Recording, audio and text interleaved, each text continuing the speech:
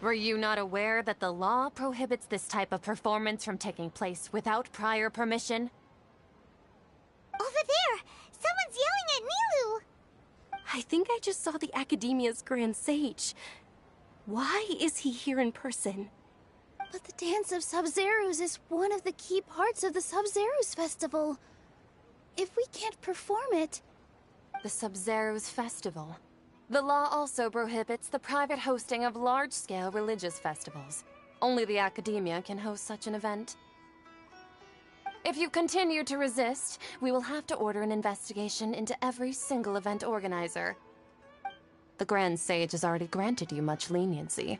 I advise that you exercise tact. How did things turn out like this? The Academia was originally responsible for the Sub-Zerus Festival, but they failed this responsibility for many years. I need to speak with them.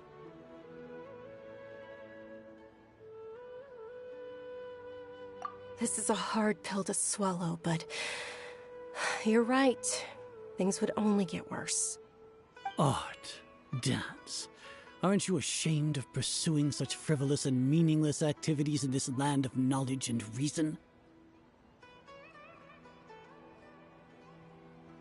Our Archon created the utopia that is Sumeru City for all scholars who sought validity, verity, and truth, while people like you wish to defile it. No. I believe that our Archon never rejected the arts. Even the goddess of flowers dedicated a dance to her. With your lack of intellectual credentials, I do not believe you are qualified to debate with me. What you should be doing is finding workers to tear down this ridiculous eyesore.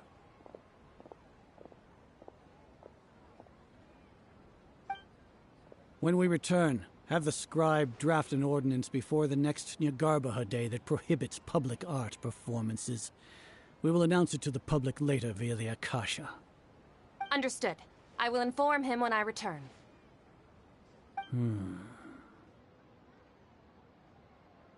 The Sub-Zerus Festival. Go celebrate the birth of that god to your heart's content. Nilou, are you okay? Oh, Dunyarzad. You all saw that just now? The Grand Sage ordered us to stop the performance. Yeah. Let's go somewhere the Academia can't find us and perform there.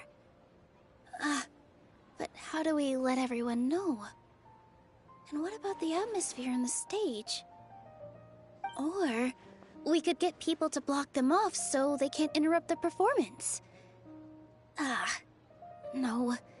They just threatened to investigate the organizers. If we were caught... Nilou, it's all right. Don't worry about it. But you've been looking forward to the Dance of Sub-Zerus so much. And I know how important this festival is to you. I don't want you to have any regrets. It's okay. Seeing you care this much about my feelings is more than enough. It would be too risky to continue the Sub-Zerus Festival at this point. I don't want to get everyone in trouble. If you say so. But you can sneak out for the next Sub-Zerus Festival, right? We'll make sure the next one is a smashing success. The next one. Yes. Okay. It's a promise. It will be a smashing success. I can't believe this is how things turned out. Those heartless geezers. It really is okay. There's nothing we can do about it. Still, I'd be lying if I said I had no regrets. I would have loved to see Nilou's dance.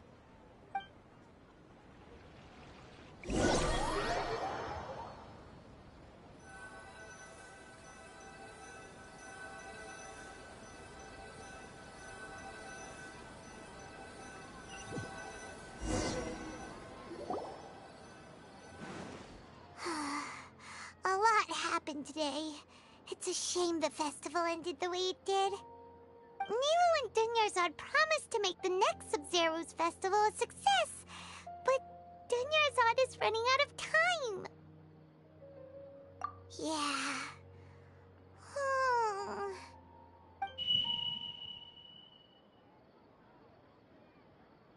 All connections have been secured to construct the most stable framework possible. The project has entered its most critical phase. Power has begun to flow from...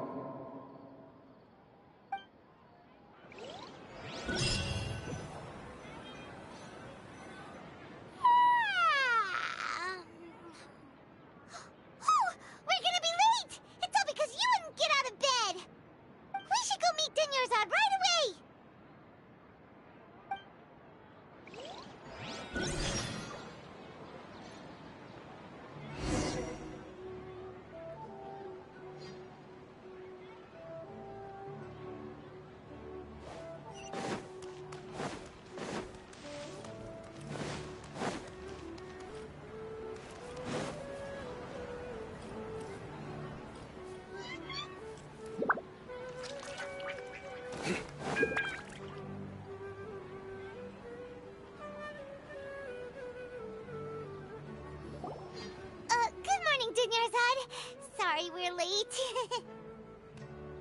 Not at all. I arrived early. You seem kinda tired. Did you not get enough sleep? I'm doing well. There's no need to worry. Shall we go? Let's start with the stalls over there. Sure! Traveler? Why are you just standing there? Let's get going!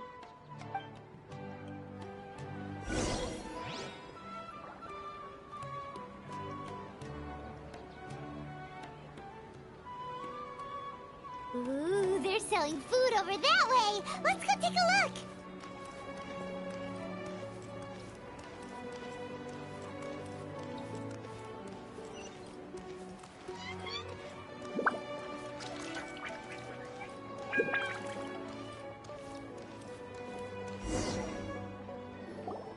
This is a stall offering foods from the Haftmewa feast. You are quite well informed, miss. I thought most people nowadays wouldn't know. They're all plants! Oh, Paimon's a little disappointed. Actually, what is the Haftmewa feast you mentioned just now? It's one of the Sub-Zero's festival's traditions. People used to set their tables with 7 different foods to symbolize the 7 virtues of the Dendroarchon. Remnants appear to be in the form of the moon. Really? Paimon thought it looked like some kind of food. The moon signifies... It's escaping me for now. Wait a moment. Is he really looking it up in a book? Oh, right. It means illusions and lies. But if you trust your intuition and overcome your fears, the sun will surely rise. Understood. I'll keep that in mind. Oh, it's nothing. I'm just learning as I go. Guess that was still pretty interesting.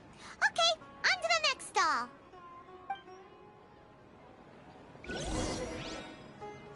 So, where to next?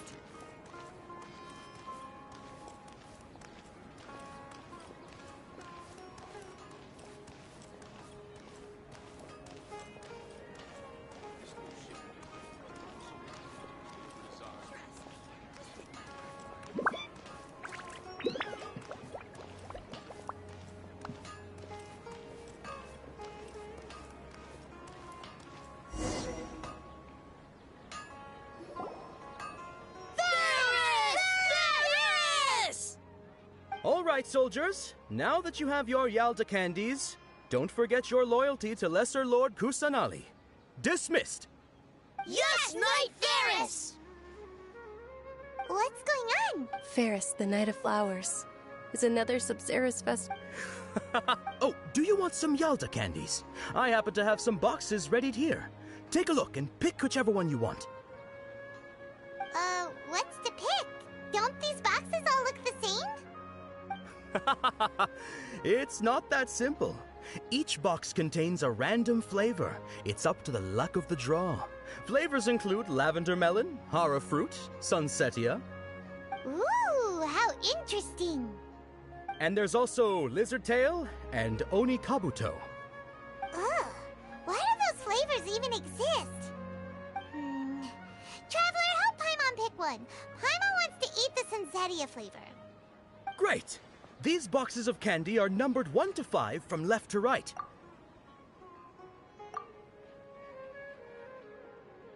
Ah, excellently chosen. Number 4 is indeed sunsetia. Ha-ha! Paimon bet you had incredible luck, and Paimon was right!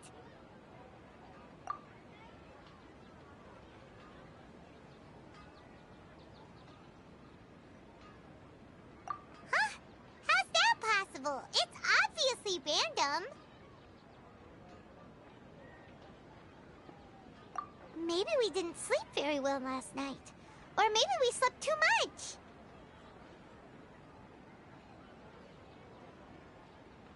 Oh, sure. Huh? Where are you going? You're just gonna walk off like that?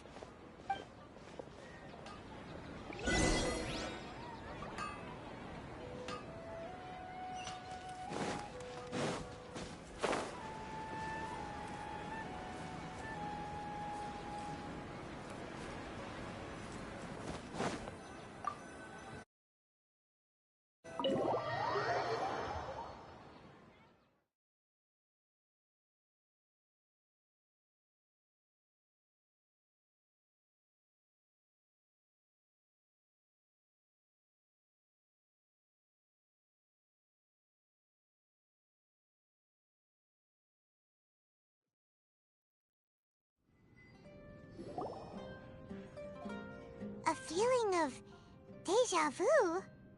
Oh, Paimon knows what that is. It's when you feel like you've already experienced whatever is going on. In that case, Paimon also felt something like that today. But that's just our brains playing tricks on us, isn't it? So why'd you run here in such a hurry?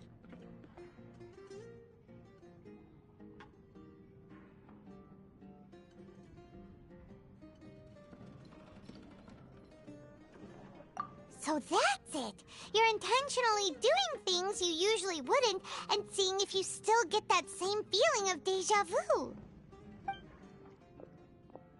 Welcome, you two. Are you here for lunch? What would you like to eat?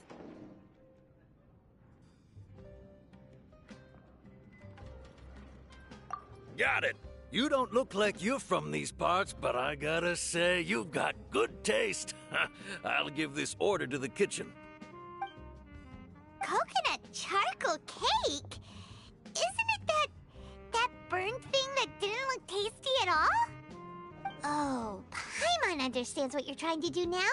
You'd never normally order something like this.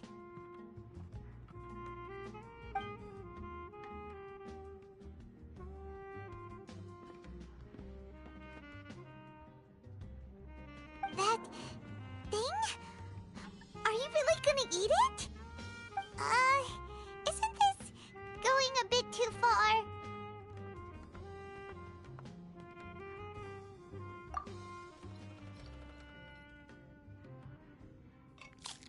How was it? The look on your face is telling Paimon that it tasted awful.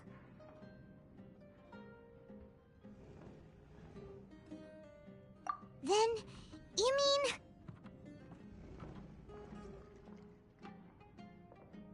That's impossible! We were just talking about how gross it looked!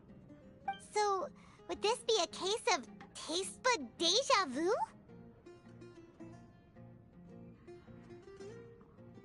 Paimon also gets the impression that we've been here many times, even though we aren't regulars. How about we go out again and try something else?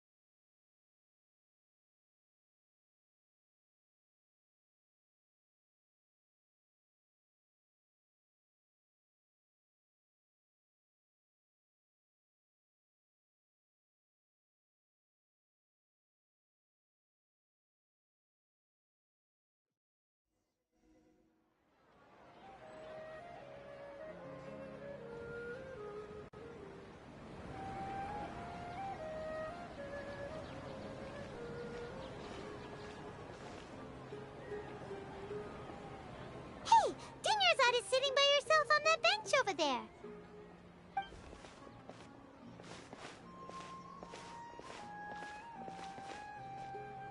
What a coincidence, Dunyarzad. We meet again. Why are you sitting here all by yourself? Oh, I ran into some kidnappers just now, but thankfully Dia came to my rescue. I started to feel unwell after that, so I sat down here. Kidnappers? Oh my goodness, are you hurt? I'm okay. Dia's arm got scratched, but it isn't serious. Whew. That's a big relief. But, Dunyarzad, you seem a little down today. It's the Sub-Zero's festival, and you've been looking forward to it so much! Not at all. I've always been like this. Excessive physical exertion or strong emotions tend to aggravate my illness. Besides, no matter how amazing today may be, it is but a single day. After however many more days, my time will come to an end. Paimon doesn't quite follow you, and Paimon feels like something's really got you down right now. It really is fine. I don't mind.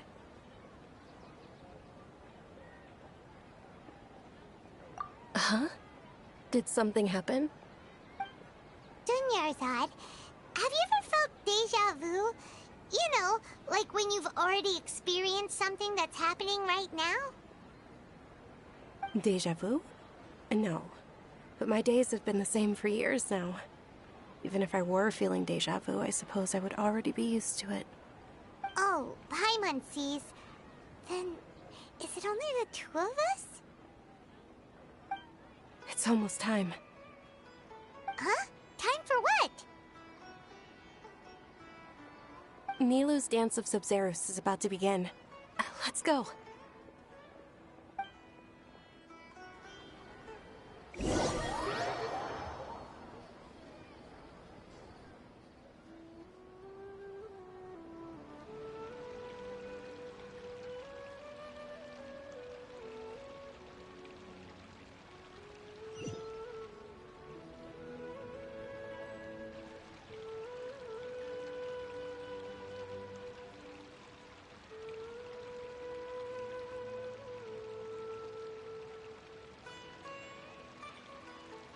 With your lack of intellectual credentials, I do not believe you are qualified to debate with me. What you should be doing is finding workers to tear down this ridiculous eyesore. When we return, have the scribe draft an ordinance before the next Nyagarbaha Day that prohibits public art performances. We will publicly announce it later through the Akasha. Understood. I will inform him when I return. The Sub-Zero's festival. Go celebrate the birth of that god to your heart's content.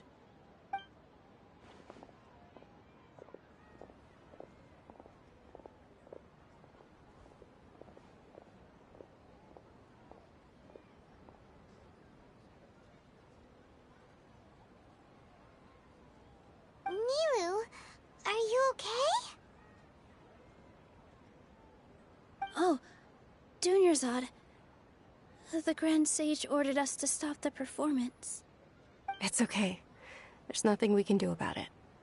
But you've been really looking forward to this. I don't want you to have any regrets.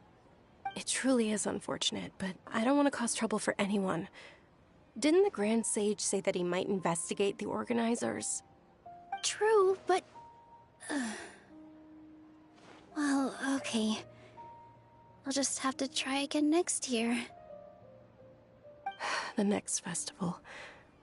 I probably won't be around by then. Wait, what did you just say? No, nothing. I'll be heading back to rest. Thank you for your help, everyone. Paimon can't believe what those heartless geezers did!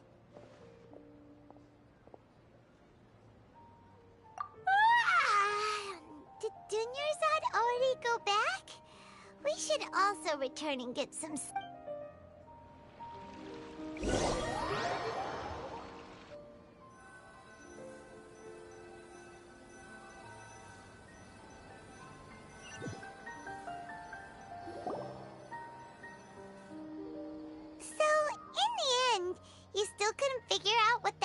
vu feeling was all about? Maybe it really was because of exhaustion.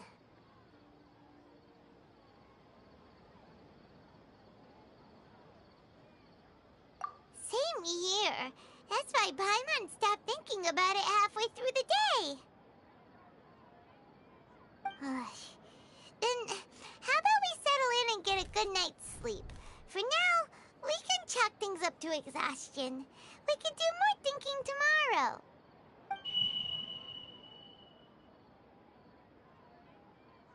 Observing a modest drop in the output of jnana energy, but values still remain within normal parameters. Continue to monitor for variances in the data and find the cause as soon as possible.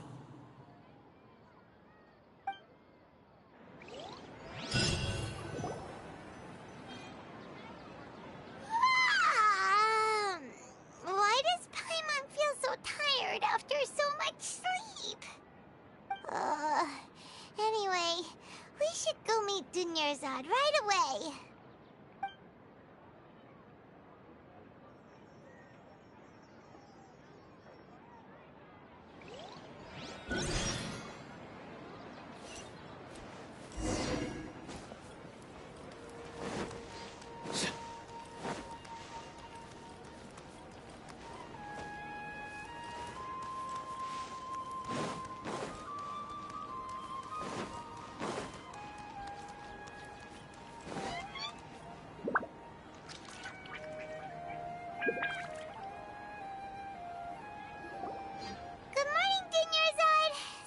Keep you waiting. Not at all. I arrived early. Huh? Paimon thinks you sound kinda tired. Did you not get enough sleep? I'm doing well. There's no need to worry. Shall we go? Let's start with the stalls over there. Great idea! Let's get going! Traveler?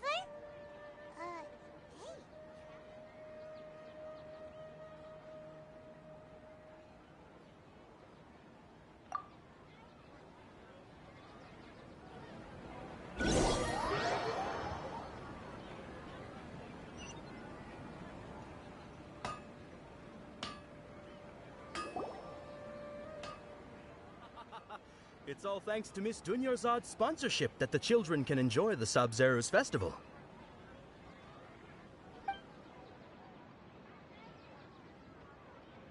Oh, are you interested in Yalda candies? I have some boxes of candy here. Pick whichever one you want. Not much of a choice. All these boxes look the same. It's not that simple. Each box contains a random flavor. It's up to the luck of the draw. Flavors include lavender melon, hara fruit, sunsetia. They all sound pretty tasty.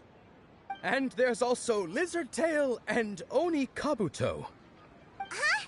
What were those last two? He'll help me choose. Paimon wants to eat the sunsetia flavor. No problem. These boxes of candy are numbered 1 to 5 from left to right. Which one do you want?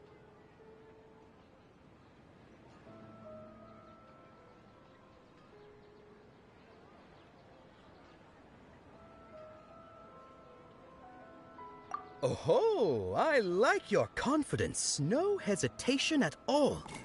Oh, congratulations! Number 4 is indeed sunsetia.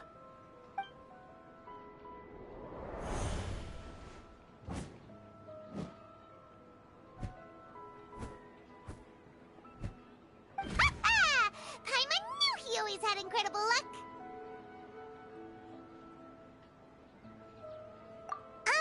Paimon's not really interested in the other flavors. Wait. How did you know? Don't tell me that you already knew which flavor was in each box. What? He was right about all of them? That couldn't have been luck. How is this possible? I packed all those boxes this morning, and they've been sealed ever since. You couldn't have known beforehand. Mind reading? X-ray vision? Or some kind of magic trick? This is way too freaky! Tell us what's going on! Since when did you get superpowers? Traveler?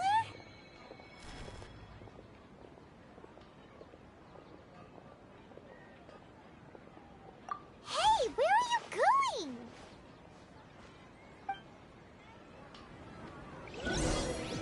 What's going on? Did you see something? Us leaving Dunyarzad without letting her know is kinda rude, you know.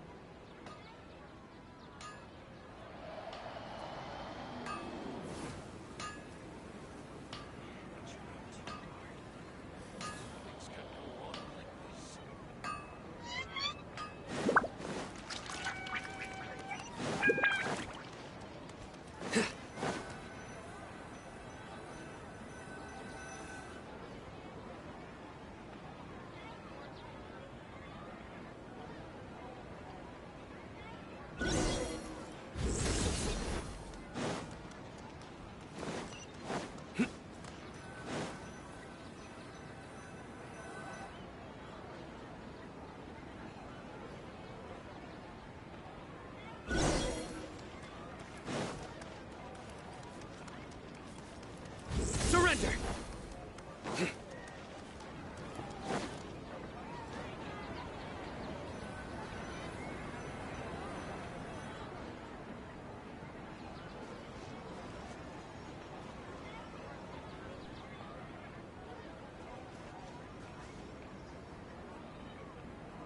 What are you looking for?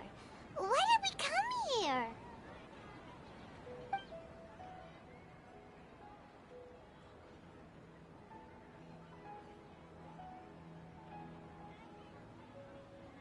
Traveler?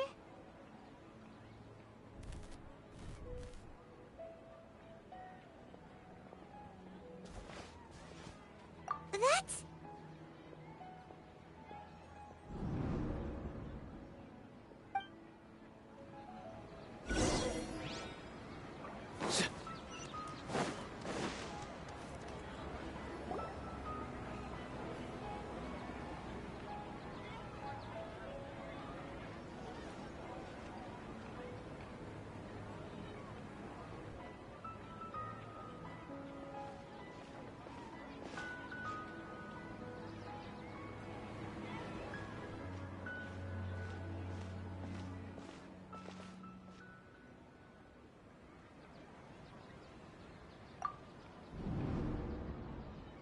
Look! That's... Isn't that Dunyarzad?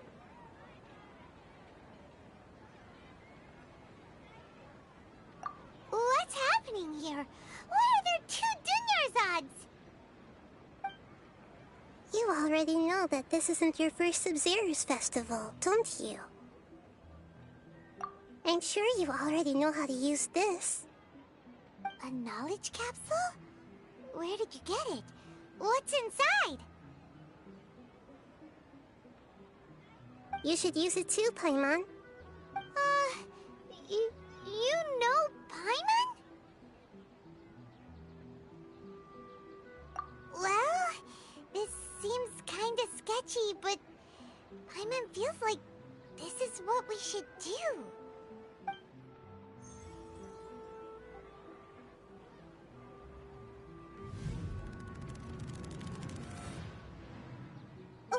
What the?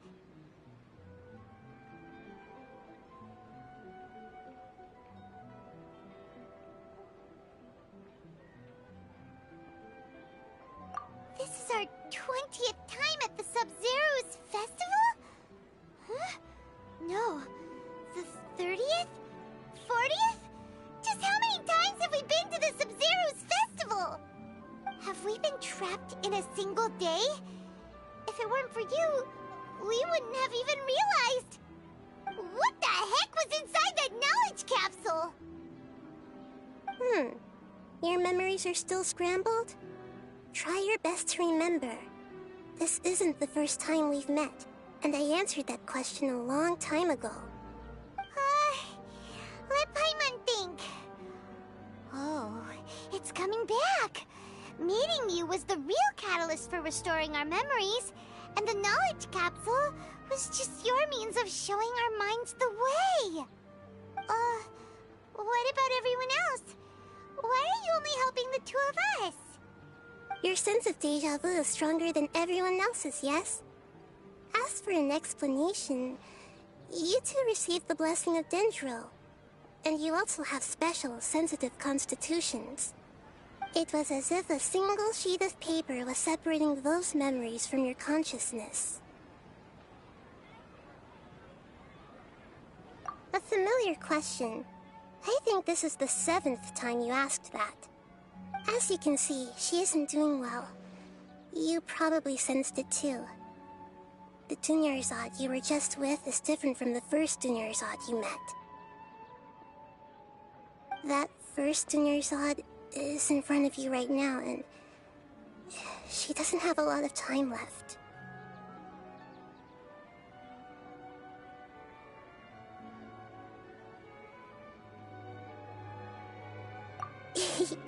Looks like you're almost done sorting out your brain. Oh yeah, I'm Nahida. Good, you passed the test. What's happening? You can awaken our memories, and you seem like you know what's going on. Oh, wait, please don't tell Paimon even you don't know. Everything in this world runs in a loop. This cycle is called the samsara. You, me, and everyone else are all stuck inside the one-day samsara. As for the truth, that's on you to find out. If you were told the truth instead of discovering it yourselves, it would literally blow your minds. I don't know how you'd be after that. I can only give you surface-level help, like bits of information and subtle hints. For the rest of the time, I'll be doing all I can to slow down Dunyarzad's illness. She looks like she isn't doing well at all. Her illness gets worse after each Sub-Zero's festival. If we can break out of the samsara, I might be able to save her. But as things are right now, she's just a small bird in the sky that's about to lose its last feathers. All I can do is raise a gale to delay her fall. You sure love to use weird analogies.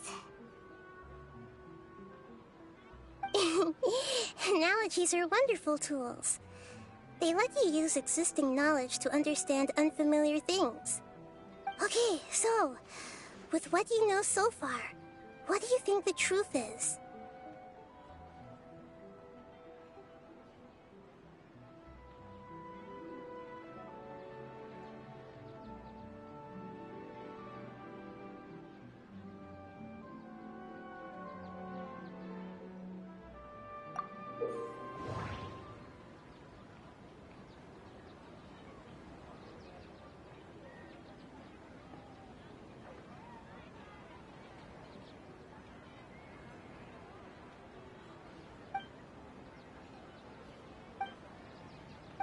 We've already experienced the Sub-Zero's festival many times, and the day of the festival seems to be in a perpetual samsara.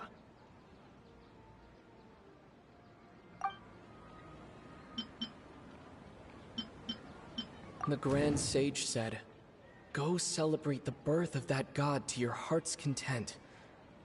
Did he mean something more?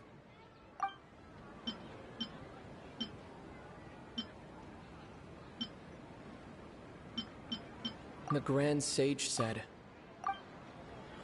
"The moon, illusions, and lies. What do they all mean?" What's happening right now seems to have happened before. This feeling has been getting stronger and stronger. My mind feels exhausted, even though I haven't done too much thinking. What is going on?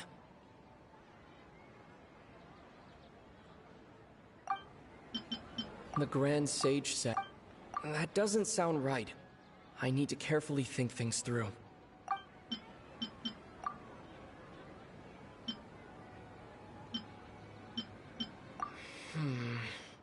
I can't seem to cope.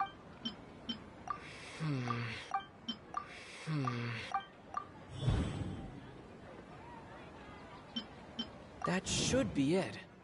The flow of time is endlessly cycling within one single day. A time loop. You've given similarly wrong answers in the past. A pity.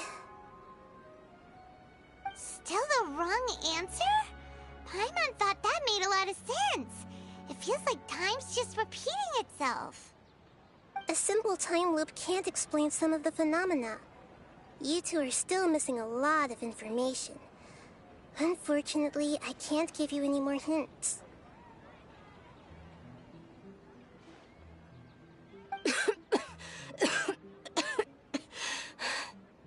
Dunyarzad. The Sub-Zero's festival is happening every day, but that doesn't mean we can waste an infinite amount of them. Hurry and find the truth before today's festival ends.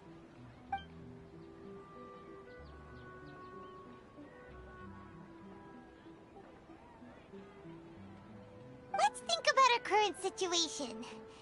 To save Dunyarzad, we have to escape the samsara of the Sub-Zero's festival. And to do that, we need to figure out what's happening. The truth. Nahida rejected the idea of a time loop, so we must have missed something, right? Paimon's memories say that we've already done this many times, but let's go talk to people again. It's more productive than sitting here and scratching our heads. Why don't we start with those stall owners?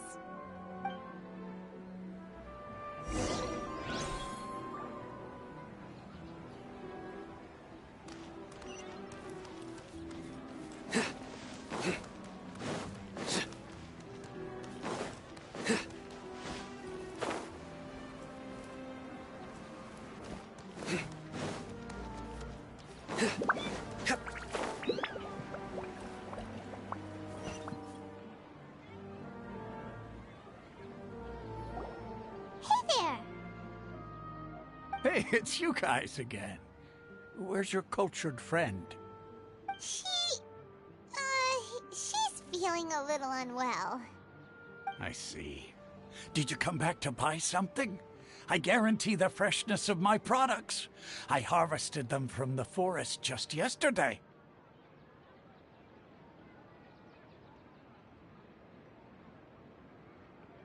Huh? What brought this about? I hurried back from the forest yesterday, and I'm selling produce here today. I haven't felt anything strange.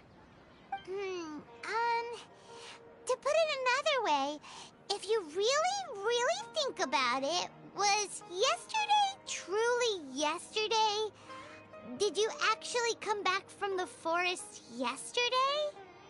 What kind of philosophical nonsense is this? Are you two daydreaming?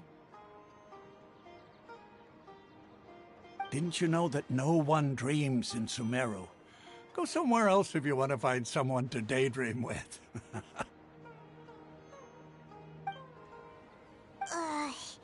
He actually has a point. Is this a dream? Is everyone dreaming? True. It's so weird that people here don't dream. Why is that? Anyway, if this all really were just a dream, we would have woken up a long time ago. Let's keep asking around.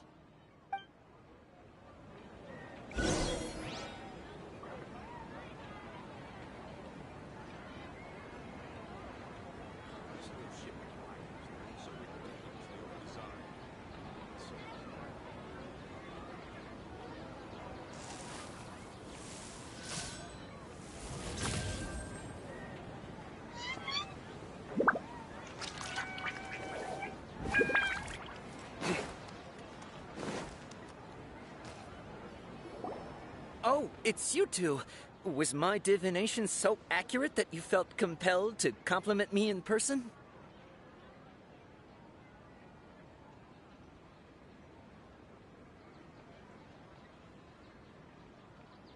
Ooh, I knew it! I told you, the god's divination is highly accurate.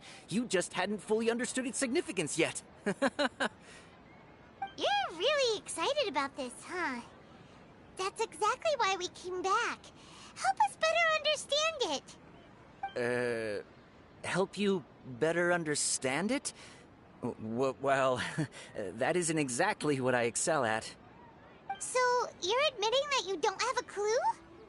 Anyway, what kind of situation did you get into?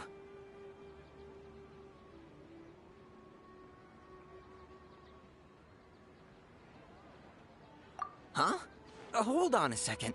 I thought you guys just lost your wallet or fell for a scam. What you just said, are you serious? Does that kind of thing actually happen in real life? Paimon knew you weren't going to believe it. Marvelous. Truly marvelous. I believe you. Recall the interpretation of your divination. The moon, illusions, and lies. It really felt like an omen. When you say it like that, the divination does sound like it's related to what's going on. Can you read any more into it? I believe that the Archon's revelations are never more than vague hints. Anything more specific is beyond the reach of mere mortals. The book only says, if you trust your instincts and overcome your fears, the sun will surely rise. So that's how it is. Looks like fortune-telling is just fortune-telling. It's no good for practical problems. We haven't made any progress. Who else can we talk to?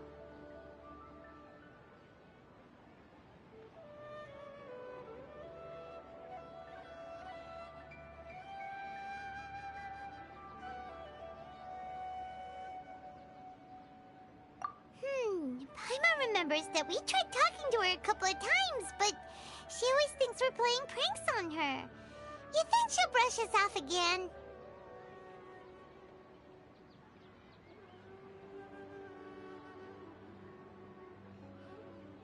Yeah, if we tap into Dia's strong sense of responsibility as a mercenary, then she'll definitely take us seriously. At this time of day, Dia's probably just finished beating up those kidnappers. Let's go find her.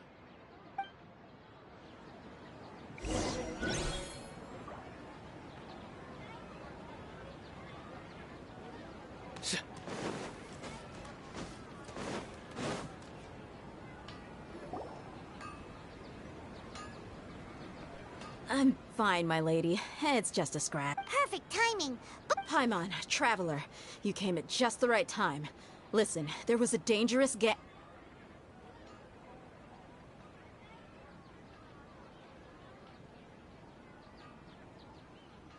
Huh? You saw? Then why didn't you jump in earlier? If someone was protecting Miss Dunyarzad, I could have went all out. Anyway, can you do something for me? You want the Traveler to take Dunyarzad somewhere to rest up while you check to see if there's still any kidnappers around. Did Paimon get that right? How did you know what I was going to say? We need to say something convincing.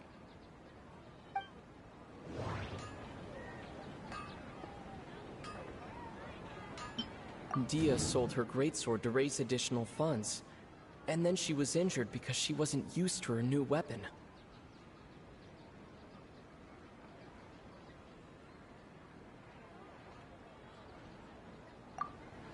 People in Sumeru don't dream. What a strange phenomenon.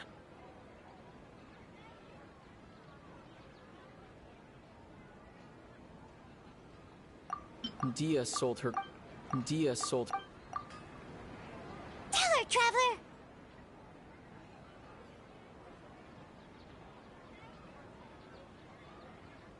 I didn't tell anyone about that. Including Miss Dunyarzad. You couldn't have known. And just now, you literally took the words right out of my mouth. What's going on? All right, so this is the situation.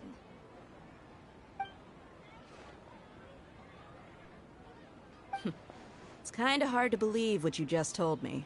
First, let me make something clear. Most of us desert dwellers might not be the scholarly type, but we do have basic common sense.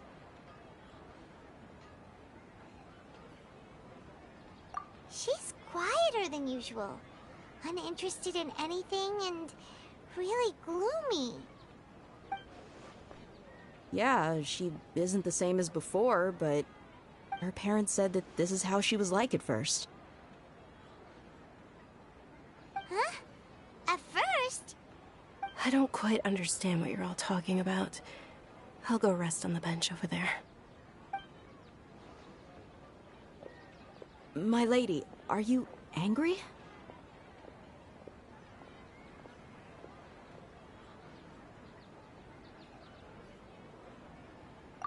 All right, I'll give you the benefit of the doubt since you knew about my greatsword. Let's make this a quick trip. Miss Dunyarzad isn't completely safe here.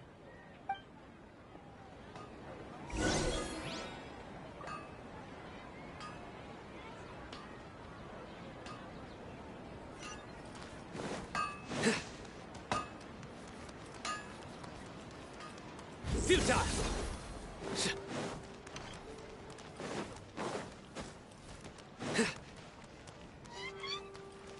Nowhere to run!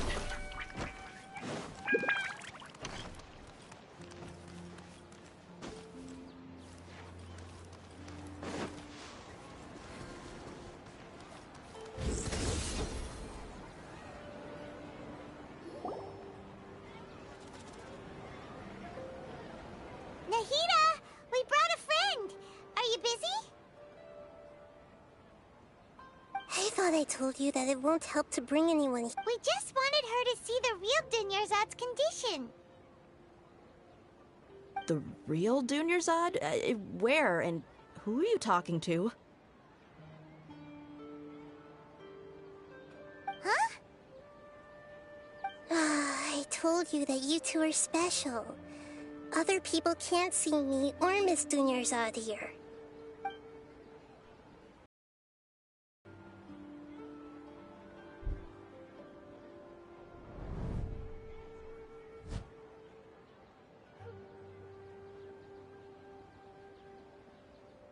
Hold on. Over there. Is that? Wow. How perceptive. Does she have invisible antennae? Miss Dunyarzad, she's lying down here, isn't she? How's she doing? Her condition's really bad, and she's basically in a coma. How did you know she was here? I can sense her aura. There are also lingering feelings of something like regret or disappointment. What happened? Do you believe us now? The Sub-Zero's festival has been repeating itself. So, you think the sages are behind this? Yeah, they've always been against us. Wouldn't surprise me if they're using the Akasha to intentionally repeat the Sub-Zero's festival as a sick joke. You have a point.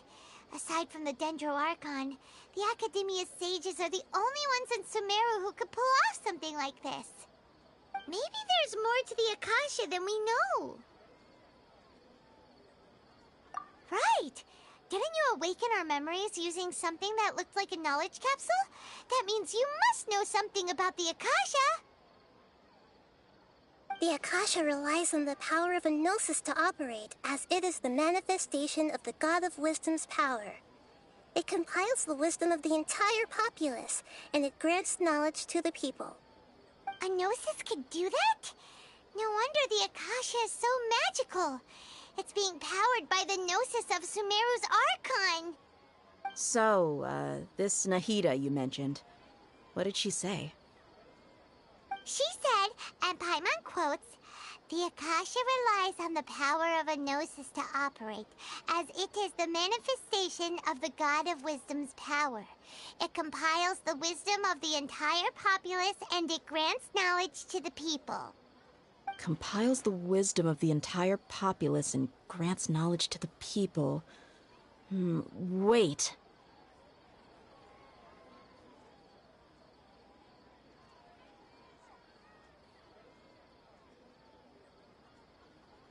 I get the grants knowledge part. That's what people have always used the Akasha for. But compiling the entire populace's wisdom? How does that work? Did she mean that the sages enter new knowledge into the Akasha?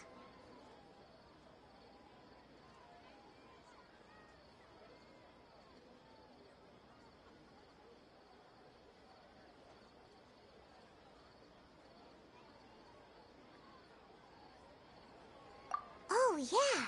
That sounds about right. What do you think?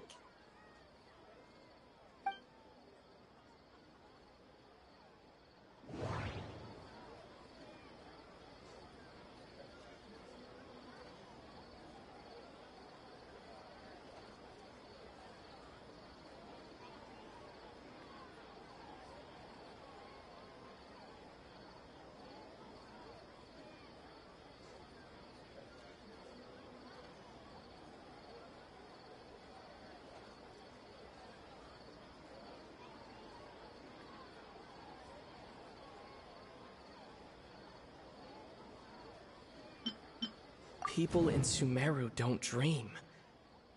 What a strange phenomenon. My mind feels exhausted.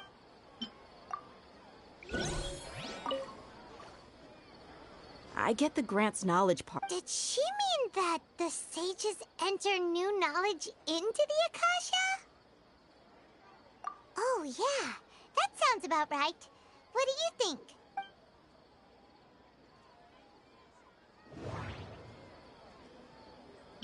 Okay, Nahida said the Akasha relies on the power of a gnosis to operate, as it is the manifestation of the God of Wisdom's power. It compiles the wisdom of the entire populace, and it grants knowledge to the people. That doesn't sound right. That doesn't sound right. What's happening right now seems to have happened before. This feeling has been getting stronger and stronger. That doesn't sound right. You mean the Akasha is causing our mental fatigue? Huh. Now that I think about it, my head's been feeling unusually heavy. When the desert dwellers set off on their quest for knowledge, a sage once said, knowledge always comes at a price. Compiling the entire country's knowledge. You think the Akasha pulled a 180 and is extracting information from us? Who knows? The Akasha can put knowledge into our heads, so who's to say that it can't also poke around in there? We don't know any specifics. What's the point of doing something like that? Just think about it. If you could combine the knowledge of every single person in Sumeru, then you can basically turn Sumeru City into a single massive brain. This hive mind could make breakthroughs in problems that even the smartest geniuses can't crack. An excellent deduction. And the analogy comparing Sumeru City to a massive brain? I love it. In that case, we should take off our Akasha terminals right away. Maybe that'll solve this problem. Yeah, I was only wearing this for show in the first place. Didn't expect the sages to cook up such a conspiracy. Mark my words, when this is over, I'm getting evidence and exposing this whole thing to the public. How does everyone feel?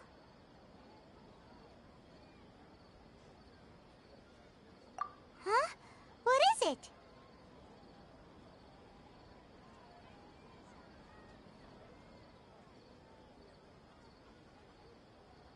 Oh, that! Paimon knows what you're talking about.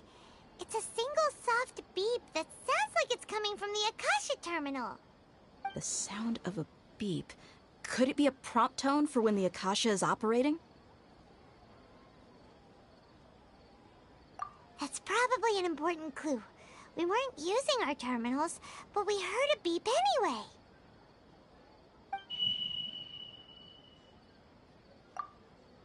Traveler, did you hear that? I heard it too.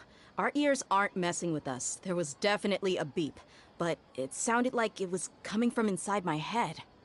We took off our Akasha terminals.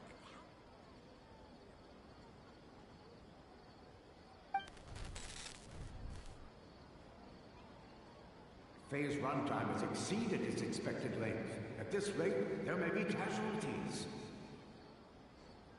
But we cannot lose all of our progress.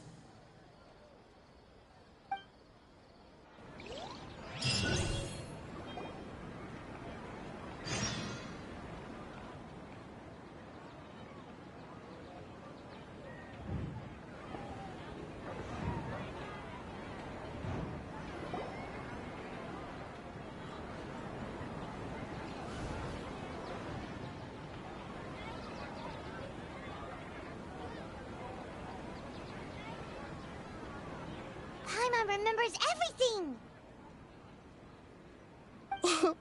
Good. You adapted quickly this time. We definitely took off our Akasha terminals last night, but we still heard that beep. Why is that?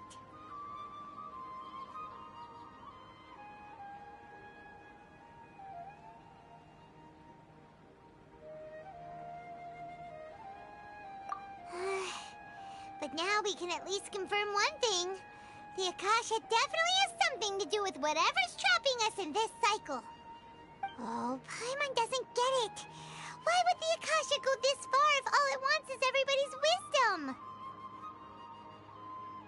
It's extremely difficult for lab rats in an experiment to understand why they're being treated the way they are. If we're lab rats, then what are you? Nahida, you've never told us anything about yourself. I guess I'm the moon. The moon? Wasn't that the result of our divination? Anyway, knowing who I am won't help you get closer to the truth, so you should focus on other things. Don't get distracted and miss any clues. Okay then. Dia helped us a lot yesterday, so let's go find her. If Paimon's reading the time correctly, those kidnappers should be showing up soon.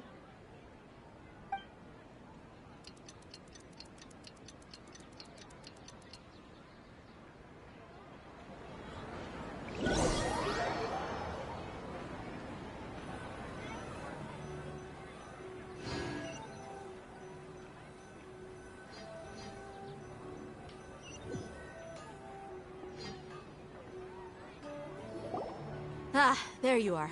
I've already taken care of those kidnappers. My lady, did you get hurt? Dia? What's wrong? Why are you both gawking at me like that? You didn't get hurt this time. Huh? What do you mean this time? Why are you so surprised that I managed to get out unscathed? Those kids were amateurs.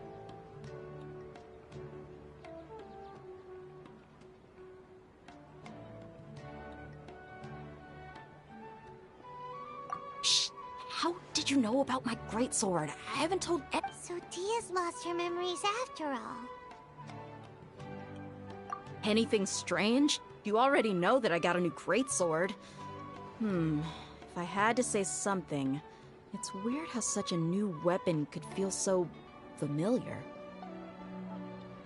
It's as if I've already used it to fight a countless number of battles. You're saying that although you don't remember using it, your body feels like it does? That's right. Both mercenaries and warriors heavily rely on muscle memory.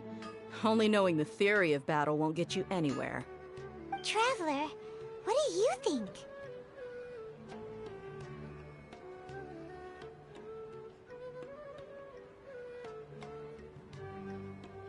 Yeah! Paimon's feeling really hopeful.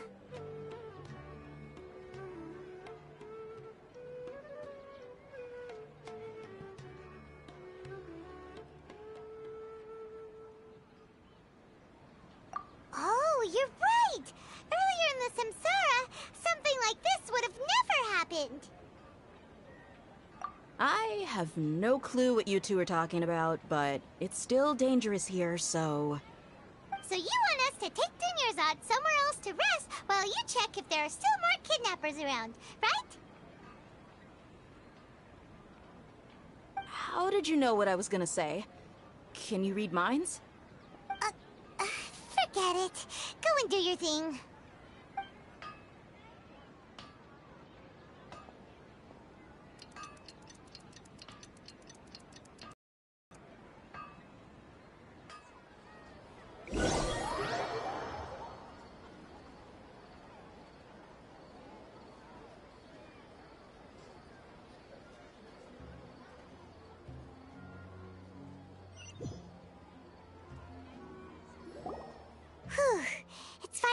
time. Aside from Dia not getting injured, everything seems to have stayed the same. Listen, Nahida, we found out that Dia got out just fine today, even though she got injured every other time she fought the kidnappers. Do you think the Samsara has been broken? Have we saved Dunyarzad? Really? Good job on all that progress. Get some good sleep tonight. Hey, what kind of an answer is that? Tomorrow will come. Everyone assumes this is common knowledge, but the only way you can know that for sure is if you experience tomorrow. How many todays has it been? Is it possible that today will be followed by yesterday? Does tomorrow truly exist as anything beyond a made-up concept? It's even possible that this entire world is a lie, and the history of the whole world has just been one endless Sub-Zero's festival. Okay, no more! Paimon's brain is already shut down. That's why it makes no sense to waste your energy thinking about things you will learn tomorrow. Get some good rest. You know, use the bathroom and flush your anxiety dookie away. Huh? Hold on, what did you just say? Did Paimon hear you correctly?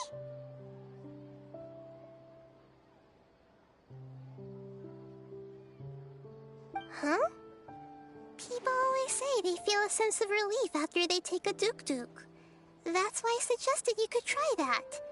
Is that so strange? It's so strange and so against common sense that Paimon's at a loss for words. You were sounding kind of smart just a minute ago. Yeah, even though it's happy and lively at the Sub-Zero's festival every day, it feels like it's been a long time since we've really gotten to relax. Let's go back to our room.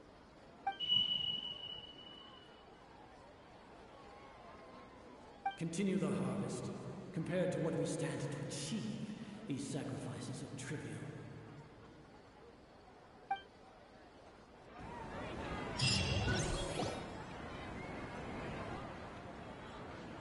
We're still in the same day!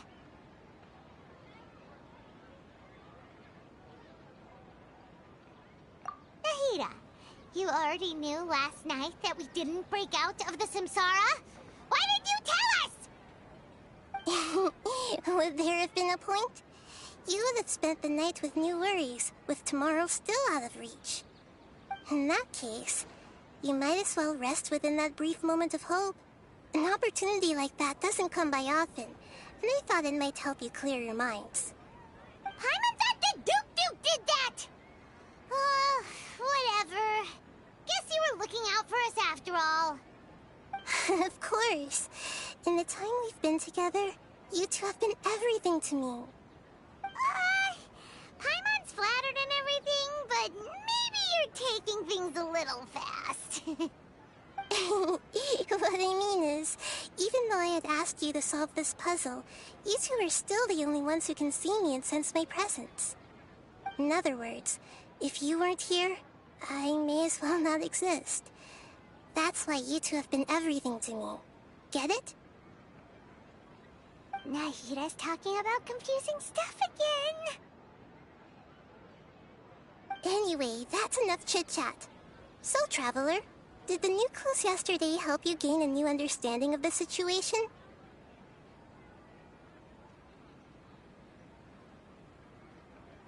Huh? Why are you scrapping your previous theory?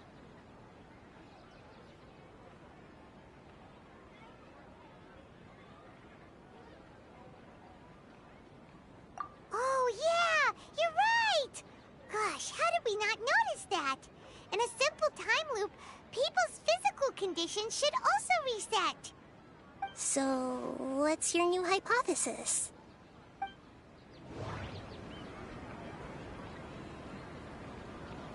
The moon, illusions, and...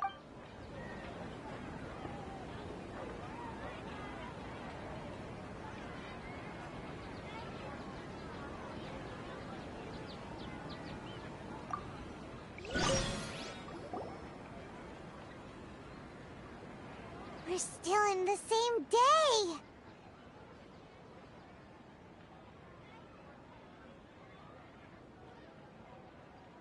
Nahida, you already knew last night that we didn't break out of the Samsara? Why did you tell us? Would there have been a point? You would have spent the night with new worries, with tomorrow still out of reach. In that case, you might as well rest within that brief moment of hope. An opportunity like that doesn't come by often, and I thought it might help you clear your minds. Paimon thought the Duke did that! Whatever. Guess you were looking out for us after all. Of course. In the time we've been together, you two have been everything to me. Paimon's flattered and everything, but maybe you're taking things a little fast. What I mean is, even though I had asked you to solve this puzzle, you two are still the only ones who can see me and sense my presence. In other words, if you weren't here, I may as well not exist. That's why you two have been everything to me. Get it? Nahida's talking about confusing stuff again. Anyway, that's enough chit-chat. So, Traveler, did the new clues yesterday help you gain a new understanding of the situation?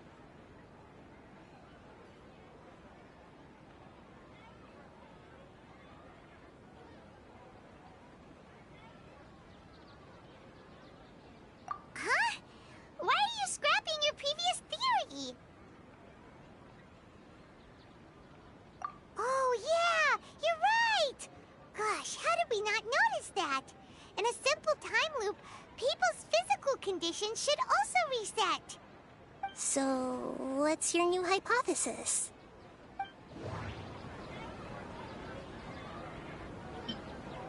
Mercenaries rely heavily on muscle memory, and Dia was able to use her experiences to avoid injury in later samsara cycles.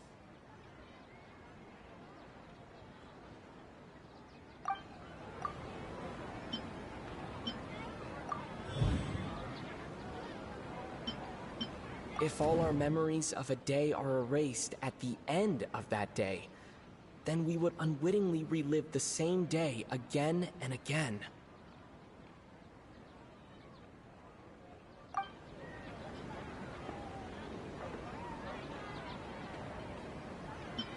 The beep is a prompt tone for Akasha operations. We still hear it every night, even though we removed our Akasha terminals.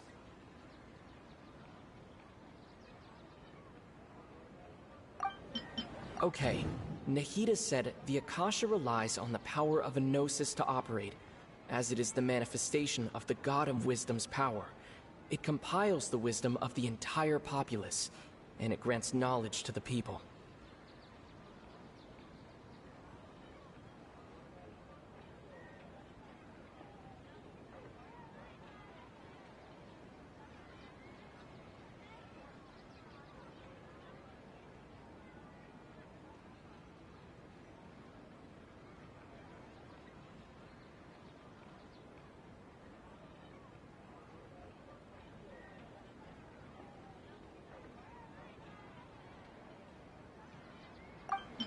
We've already experienced the Sub-Zerus festival many times, and the day of the festival seems to be in a perpetual samsara. We've already... That doesn't sound...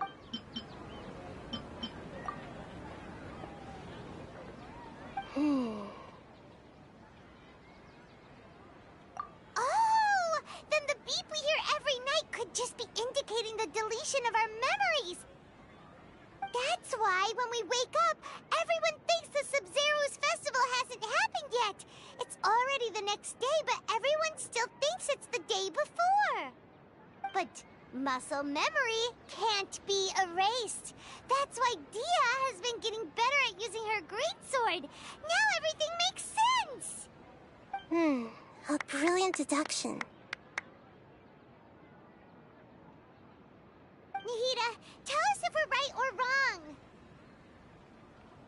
To put it simply, it's as if you've mistaken a pyro crystal fly for a firefly in the night. You lost sight of its true nature because you focused too much on your perception that it glows. That isn't simple at all! Why don't you go talk to Miss Dia again? You might learn something new. Right! She did help us find our latest clue after all. Let's go!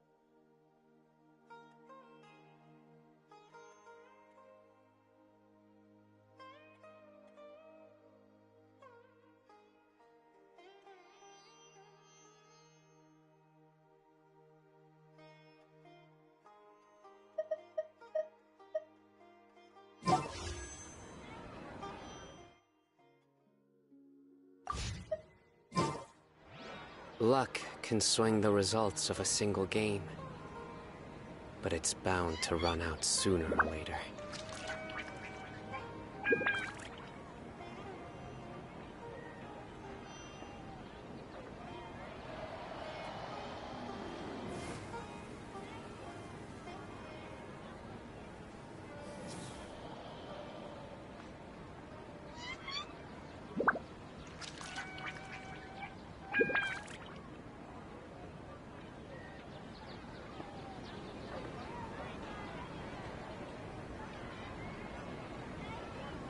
Good deeds and bad.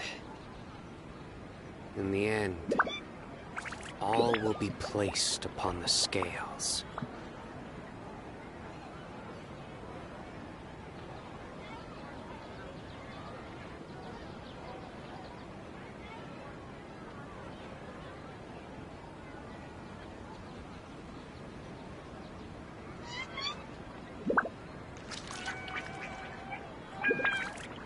Luck can swing the results of a single game, but it's bound to run out sooner or later.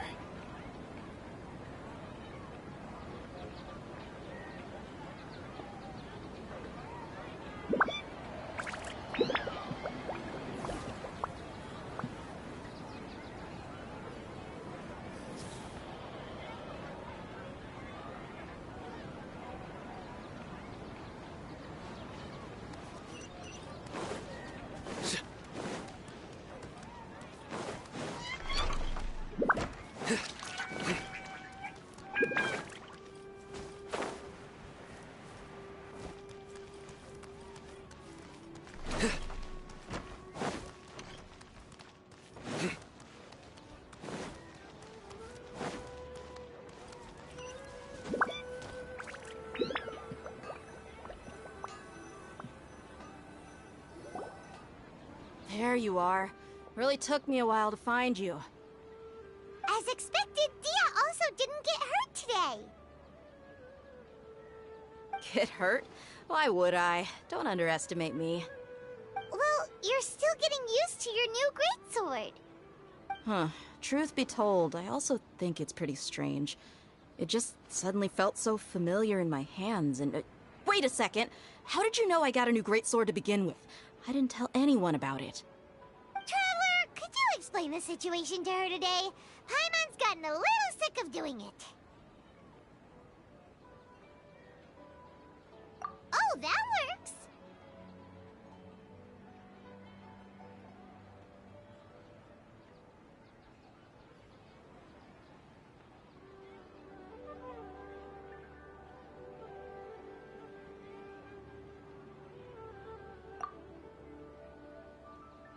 What happened to you guys while I was gone? Did you get brainwashed by some cult? Don't think too hard about it. Just take what we're saying at face value. Alright then, let me get this straight. You're telling me that my body's already gotten used to this greatsword, but my brain just doesn't remember it? Yes, your memory's being erased every day.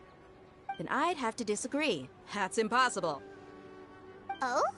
Why do you think that? If we've actually been reliving the Sub-Zeru's festival day after day, then what happened to the things we used, the money we spent, the food we ate? Common sense says my wallet should have emptied itself a long time ago. There's no way I wouldn't have noticed that.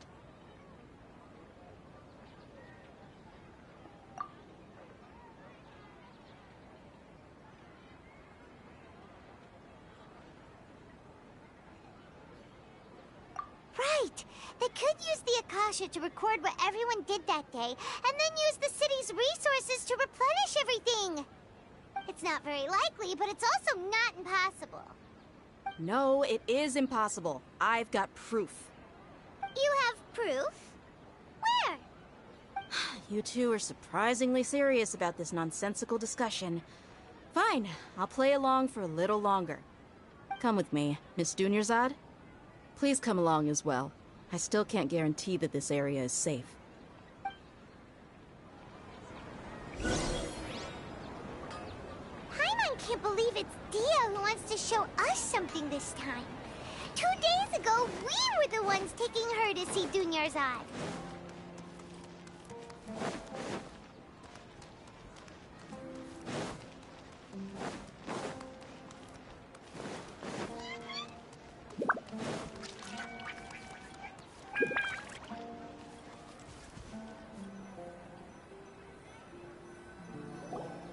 This is it.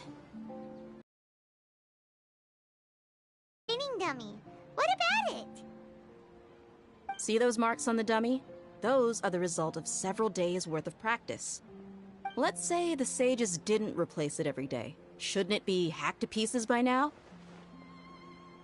That's true, but what if they did?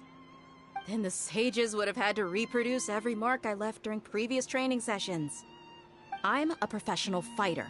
My martial school has always emphasized the importance of refined control.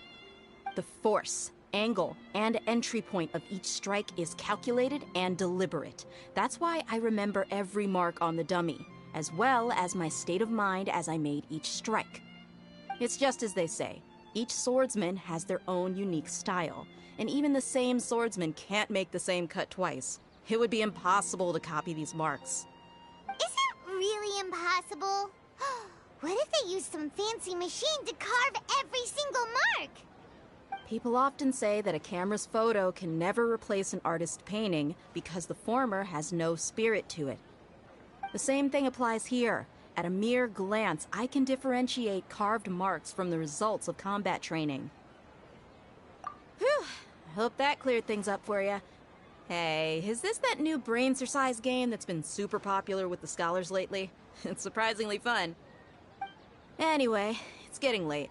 I should escort Miss Dunyarzad to Nilu's stage. See you later. Well, back to square one. Is our memory deletion theory also wrong?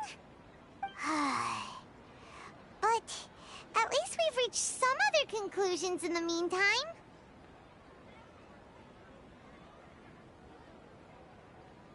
Yep, that's true. So, can we think of any new ideas right now?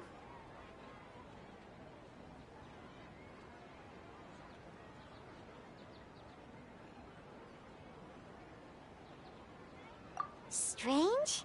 Paimon feels like everything's been strange lately. Huh? Leaving the city? You're right! It's really strange how we never thought of such a simple solution!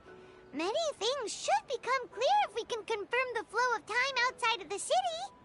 Paimon can't believe it! Did we miss this because we're tunnel visioning too hard on our other theories? Or because we're just too tired? How about we go back and ask Nahida? Maybe we've forgotten something about leaving the city.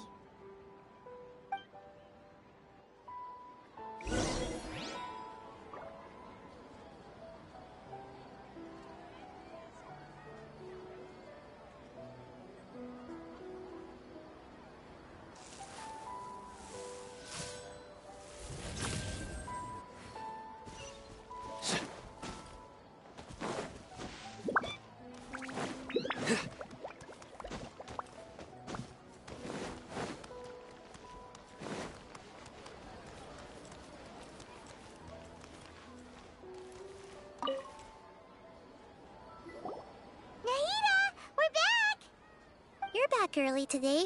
Did you find something new? Sort of. We're mostly sure now that we're not in a time loop. And we also aren't in the real world. But at the same time, we have a new question. Leaving the city. As far as I remember, you've mentioned your plans to do that twice before. We did? But we don't remember anything. What happened after we talked about those plans? What did we say when we got back? Let me think. I don't think you ever actually told me what the outcome was. Oh, it's probably more accurate to say that both times you never came back the whole night. But you two sometimes stay out the entire night anyway, so at the time, I didn't think too much about it. It is true that sometimes we lose track of time during our investigations, Before we know it, it'll already be the next day. But still, neither of us remember anything about leaving town. Really? That's kinda strange. In theory, I should have already awakened all your memories.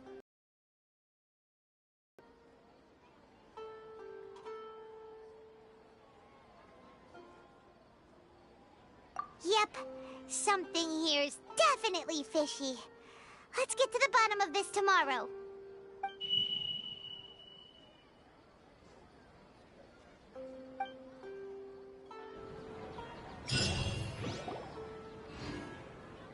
Our memories are back!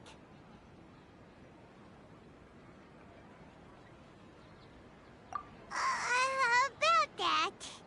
Well, where should Paimon begin? Traveler, aside from your memories that were just restored, I have another message for you. Listen to it and you'll understand. Can't go back. There are countless spaces here. Our Sub-Zero's festival in Sumeru City is just one of them.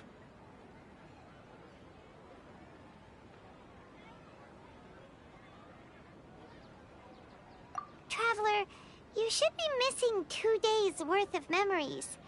Paimon will fill you in. It's time to carry out our plan from yesterday.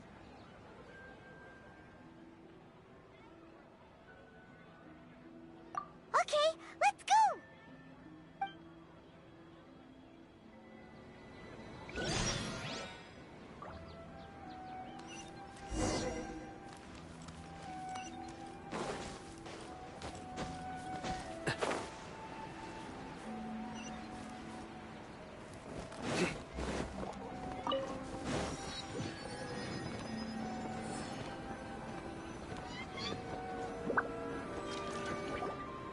Why can't we leave the city? What is the Academia up to now? Don't ask me. It's not like I can tell you anything. This is a direct order from the Grand Sage. Just wait until tomorrow. I have a real emergency. My goods have already arrived at Port Ormos. If I don't hurry, they'll be stolen. That's your problem. Make sure you make a request in advance next time. But it's not like you can just predict business matters in advance. It looks like the Academia already announced a lockdown for Sumeru City today. How completely unsurprising. Let's go and question them. Hello, sir. Why can't we leave the city today? Here we go again. Don't ask me. I don't know either. We just received an order that no one is allowed to enter or exit Sumeru today. They didn't tell us anything else. Angering me won't get you anywhere. If I had that kind of insider info, I would have left this stupid post long ago. It looks like he really doesn't know. If we can't get anything out of him, let's take matters into our own hands. Why don't we climb over the walls? Those guards can't be everywhere at once. This is a good spot, and the guard hasn't noticed us at all. Let's hurry!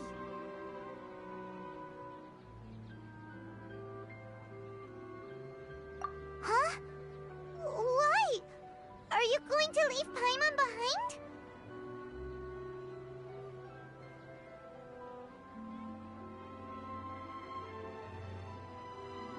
But what if things get really weird out there and you get into some trouble? Then Paimon won't be able to help you. Oh, Paimon knows that Paimon can't do much, but we've always been together, haven't we?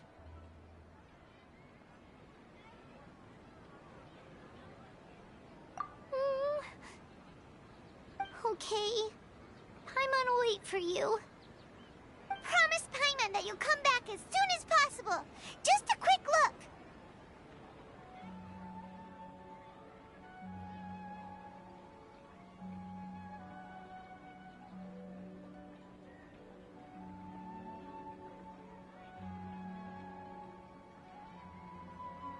And please, be careful.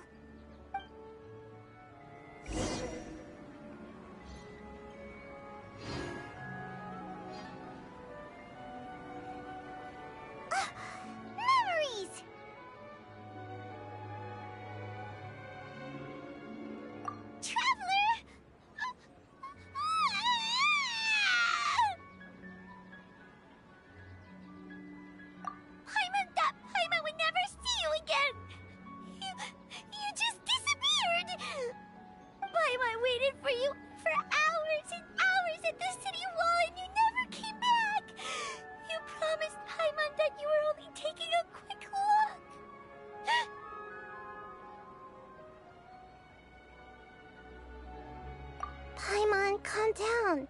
He's here now. I don't think he understood what you were saying.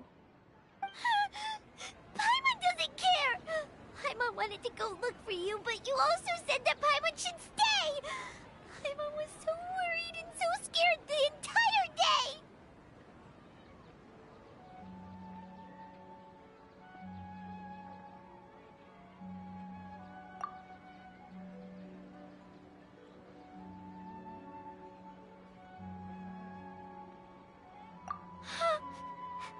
Okay.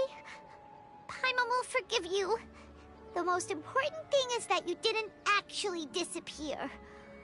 Oh, Paimon was so scared that you had gone into another world. Okay. Paimon, can you tell us your perspective of what really happened yesterday? I see. Using two people's different perspectives. After that, you left the city. Paimon kept her eyes on you the whole time, but then you disappeared in an instant.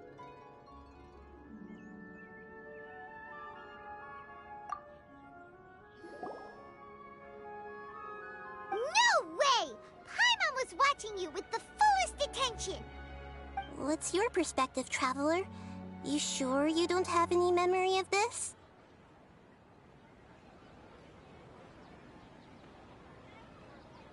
I guess that explains everything. You also lost your memories the last 2 times you tried to leave the city. Those days' memories can't be awoken. So, if we leave the city, our memories will be completely erased?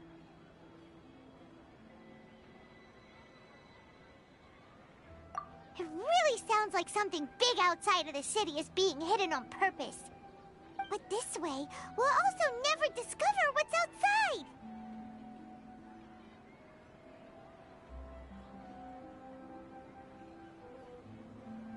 Something like a message? But how can we send it back? Don't look at me like that. I'm not used to being stared at.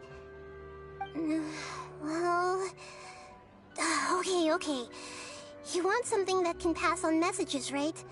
Give me some time and take care of Dunyarzad for me. Yep! Now we're talking!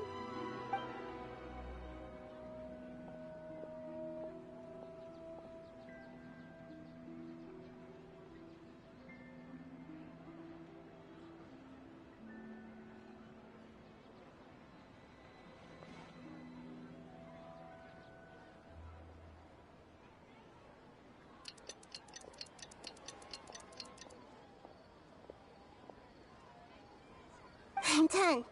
Here you go. What? Isn't this just an Akasha terminal? You made some little changes. Akasha terminals are already capable of sending messages. I just tweaked it so that it could connect to any node. To make something like this? Nahida, you really know the Akasha like the back of your hand. Anyway, we can use this now to record a message, right? Yep. I'll help you save the messages. It should be pretty easy to use. I just can't guarantee the user's status and signal coverage when they're outside the city.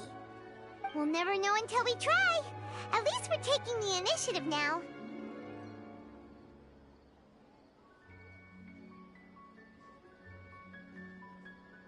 Let's go then! Let's expose those sages!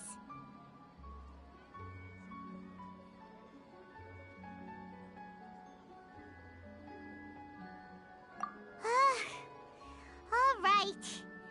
Paimon isn't as worried about being separated since it happened once yesterday. But Paimon still isn't happy about it.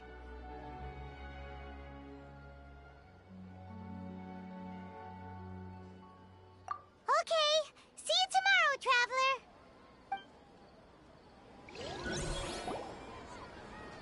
That covers everything that's happened so far.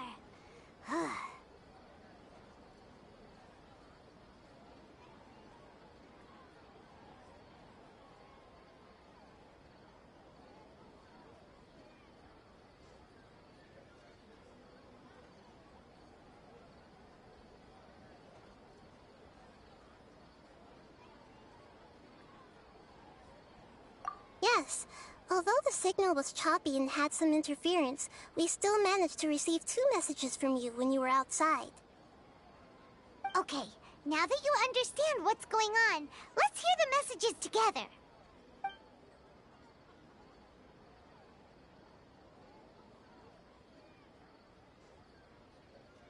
Can't go back.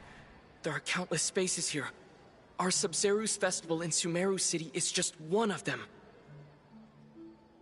I've entered another space. Before me are flowing sandstone and howling fish. Impossible and surreal sights. All these spaces are empty except for the occasional ones that contain mute puppets rather than people. I can't sense any human presence.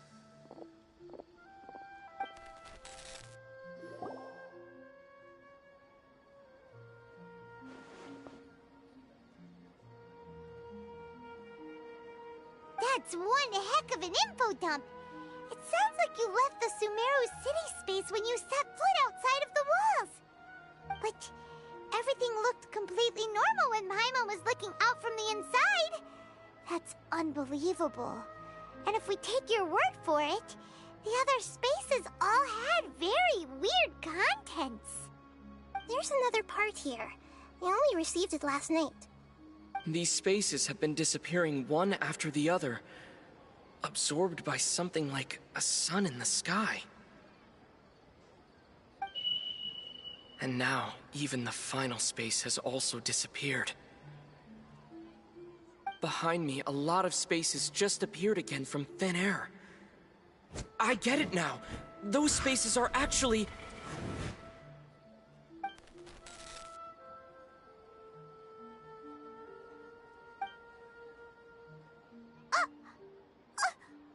Why did the message end right there? What did the Traveler want to say? What are those spaces? Probably because yesterday just happened to end at that moment. Oh, right. Paimon did hear a beep from the Akasha. Did it come from here or from the message? The message. It should have come from the Traveler's Akasha terminal. After the beep, Traveler said even the final space has also disappeared. Traveler, what do you think that final space could have been?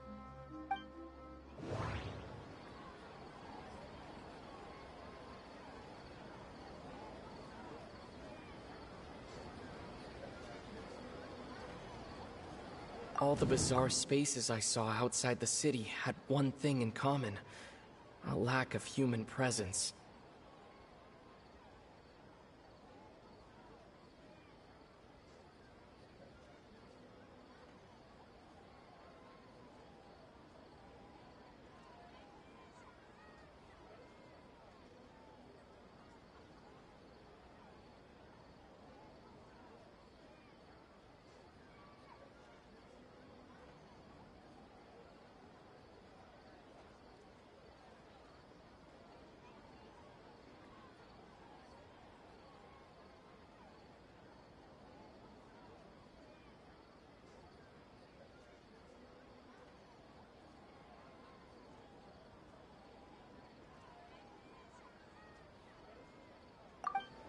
Was that space actually the real world?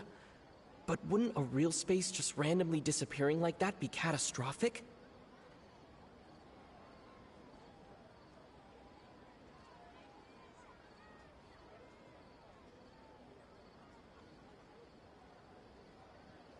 My impression is that each day in this samsara only ends at the sound of that beep from the Akasha.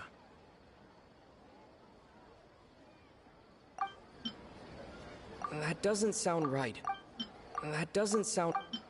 My impression... Oh, so that's what it is! After the sound of the beep, the final space, the Sub-Zero's festival, also disappears, and we're taken to the next day! Later on, Traveler also mentioned a bunch of new spaces materializing behind them. Do lots of new spaces appear every day? Paimon's head is spinning. Just what are these spaces anyhow? Well, consider this. For all the horror horrors of the Archon War. At its heart, it was just a game where a bunch of gods fought over 7 seats. So no matter how strange or spooky things may look on the surface, maybe all they point to in the end is a small and simple secret. Wow, the Archon War, huh? That's an analogy and a half.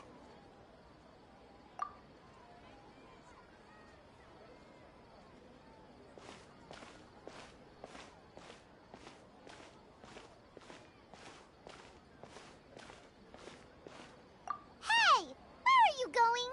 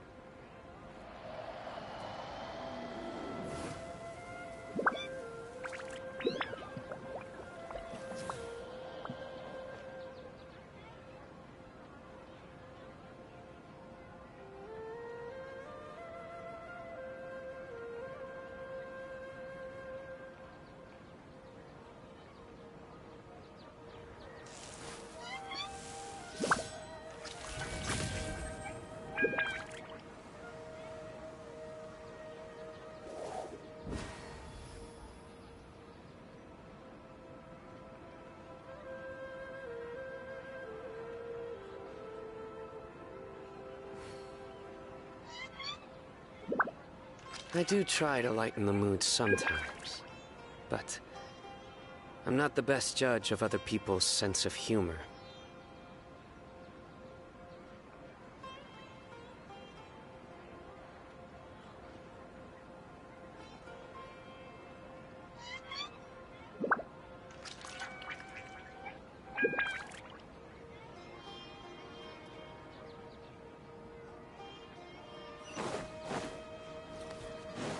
Nowhere to run!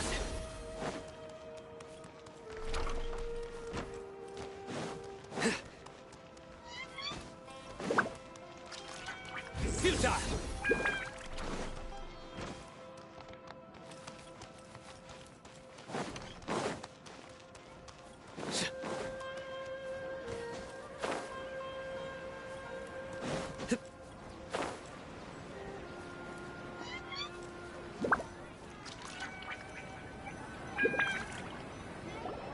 Do you want some alone time to think? Alright then, Paimon won't disturb you.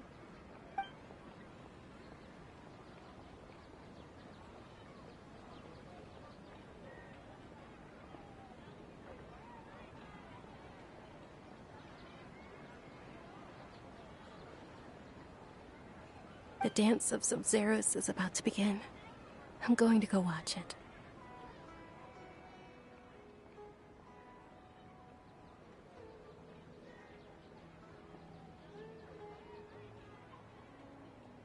Okay.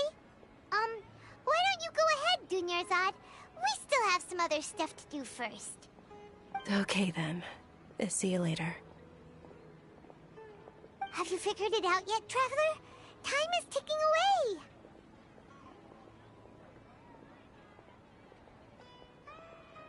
Awesome! What is it? Paimon wants to know! Oh, wait, no. Let's meet up with Nahida first. You can tell us both together. This time, we're gonna get to the truth!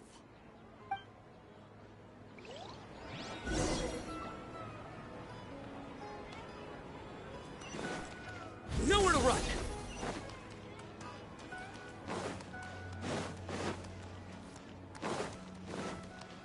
Futile!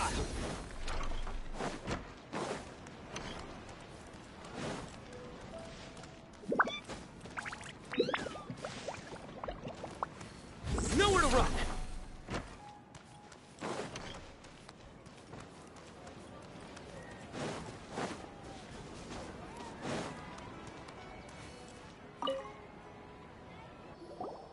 You're back!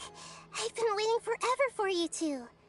Judging by the looks on your faces, are you ready to take your Sub-Zero's exam and graduate from the festival?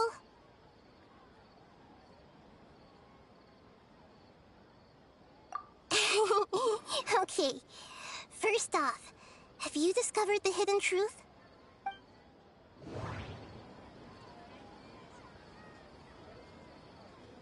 Okay, Nahida said the Akasha relies on the power of a gnosis to operate, as it is the manifestation of the God of Wisdom's power. It compiles the wisdom of the entire populace. We've all the bizarre those spaces, the moon, people in Sumeru.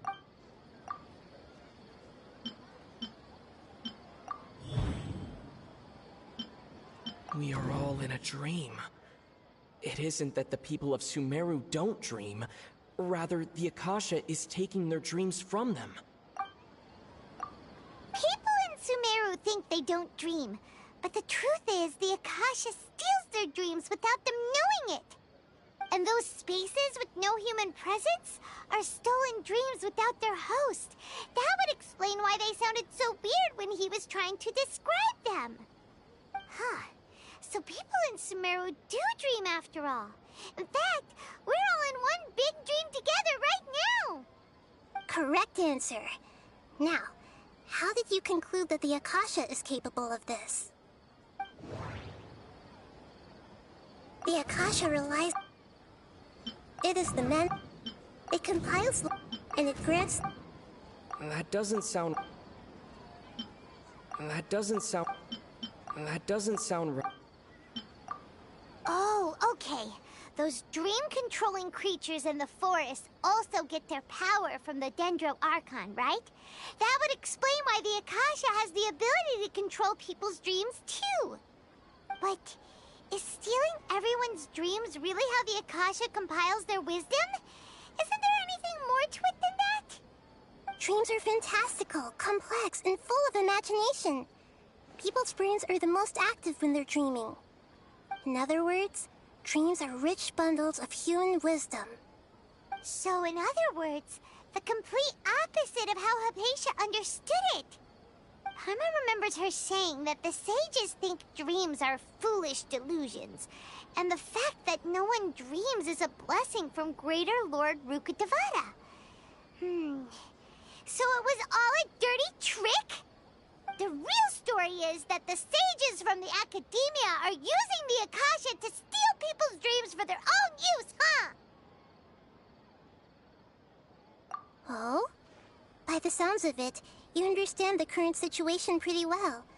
So then, what about the Samsara?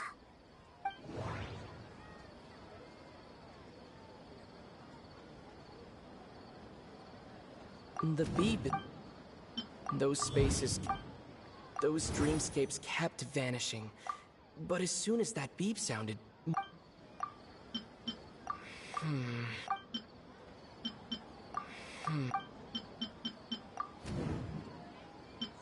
We've already experienced... My mind... The Grand Sage... That doesn't sound... Correct. The Akasha is keeping each person's brain in a constant dream state, but also separating their consciousness from their own dream. Their disembodied consciousness is placed inside the collective dream of the Sub-Zero's festival along with everyone else's, while their now vacant dreams are harvested by the Akasha. No one is any the wiser as another day passes in the dream, and so begins another samsara cycle. People wake up to yet another dream about the Sub-Zero's festival. The dreams that belong to them are once again harvested by the Akasha, and so it continues. So, this is like a dream factory, and the Akasha is a dream harvesting machine. Did Paimon get that analogy right? Very good, Paimon. Using analogies well is an excellent habit to get into.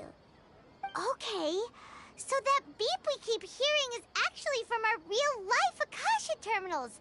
Taking off our terminals in this dream doesn't do anything. Alright, last question. Who am I? They say that alchemical divination is the Dendro Archon's divine revelation. So then, if Nahida has referred to herself as the moon... Now that I think about it, wasn't illusions a hint that we're all dreaming? Now that I think about it, Wasn't illusions hinting at the sage's deception of Sumeru's people?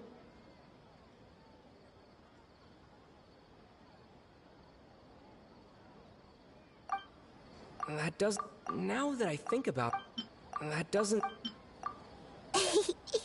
So you noticed.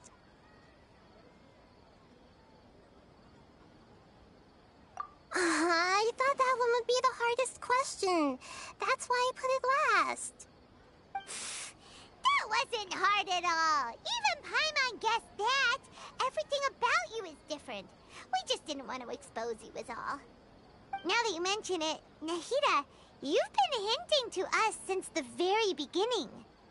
It's funny, thinking back to when we were asking all over the place for info about Lesser Lord Kusanali.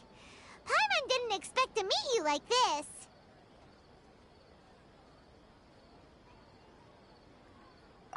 Yes, those can wait until we're back in real life. On the other hand, I'd be happy to answer any more questions you have about here and now.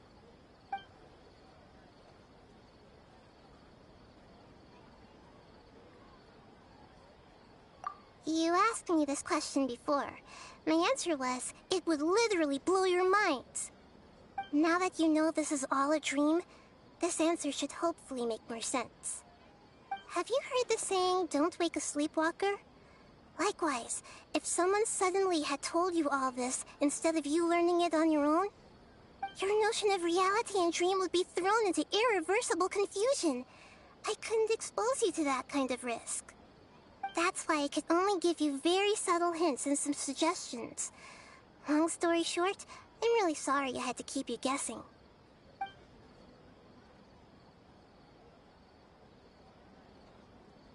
You asked me this question before.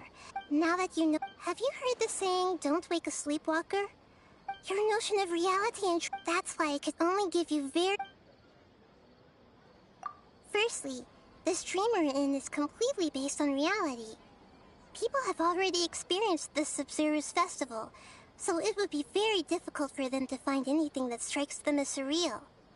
Secondly, you're probably wondering why people don't have any memories from earlier samsara, right?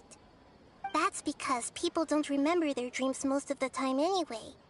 And in any case, their actual dreams are being taken away from them by the Akasha. So whenever they wake up in this dream of the Sub-Zero's festival, they don't remember anything from their previous identical dream. That reminds Paimon.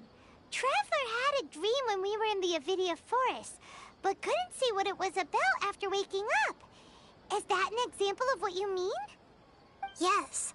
Only after receiving the blessing of Dendro can a person gain the Dendro element's dream-enhancing power. That explains the feelings of déjà vu. Meanwhile, everyone else has no idea that they are in the Sub-Zero's festival samsara, while their dreams are stolen from them over and over again.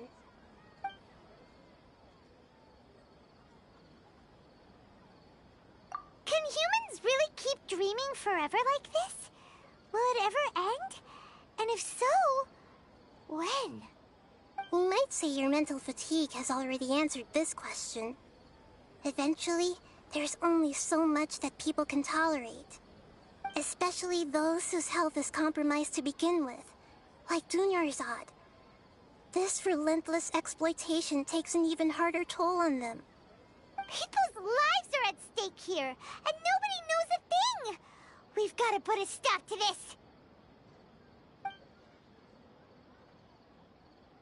I know, right? Why did they have to base this dream on my birthday? Could it really just be a coincidence? Even you don't know the reason? Wow, now that's strange.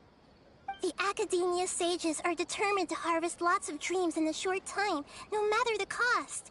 They have to be up to no good. Unfortunately, I don't know anything about it. Traveler, do you have any information?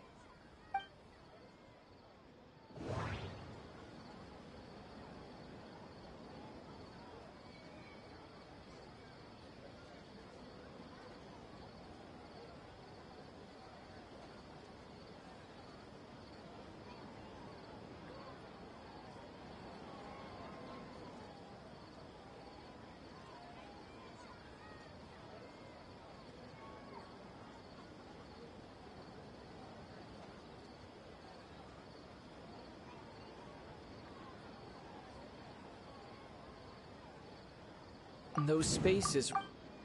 Okay, the grand... Celebrate the birth of that god? Could it mean...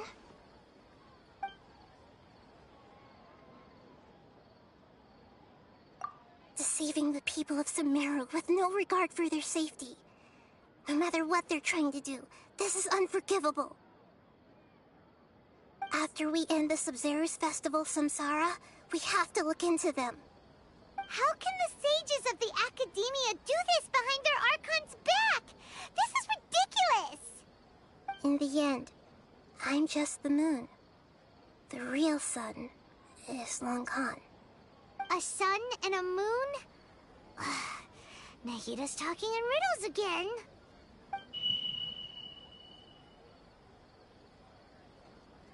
Oh, we're out of time today. I'll tell you how to break free of the Samsara tomorrow. See you then.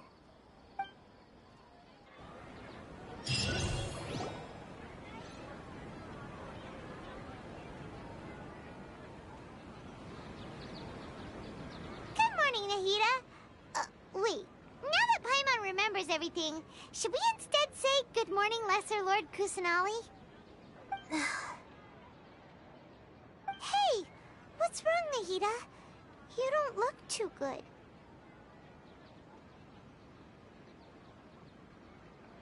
I'm afraid that what you're thinking right now is correct. Did Dunyarzad already disappear? No way! Are we too late? The real Dunyarzad's consciousness has indeed disappeared. It can no longer endure the constant dream harvesting.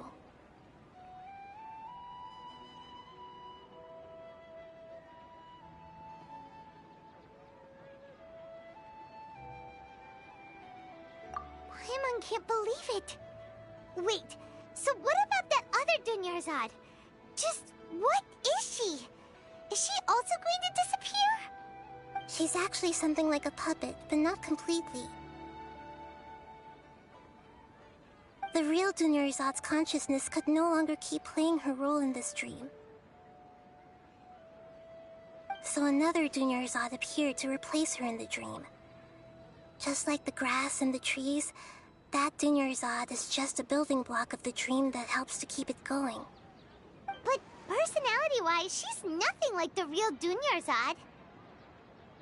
Puppets are stiff, and can't copy a living person's vitality. After all, they're just there as filler. You know, speaking of which, the old Dunyarzad might not have been too different from a puppet. Dunyarzad truly believed that she met you within her consciousness, and it was you who inspired her. So you do remember her after all. Yes. Back then, her family was overly protective of her. No one cared about her personality or thoughts. It was as if she only lived to stall her Elazar. I just gave her a little wisdom so she could look at life in a new way. So that she could be her own person. But even so, she's still...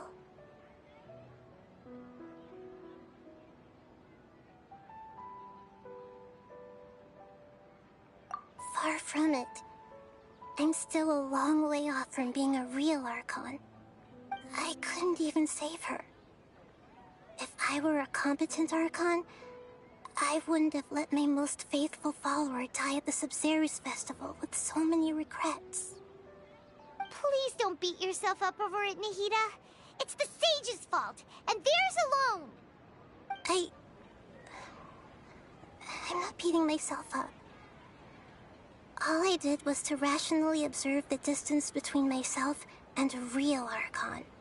Don't be like that, Nahida. Even real Archons are still allowed to be sad.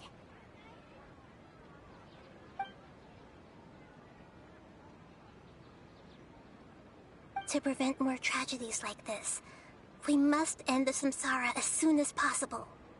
Great, but how do we do that? Although the Sub-Zero's festival dream is under the Akasha's control, only humans can dream. Even the Akasha is unable to create them. That means this dream belongs to a host who created it.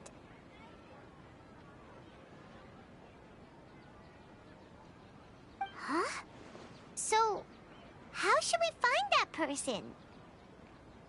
Well, if this is someone's dream, then everything here must come from deep within their consciousness.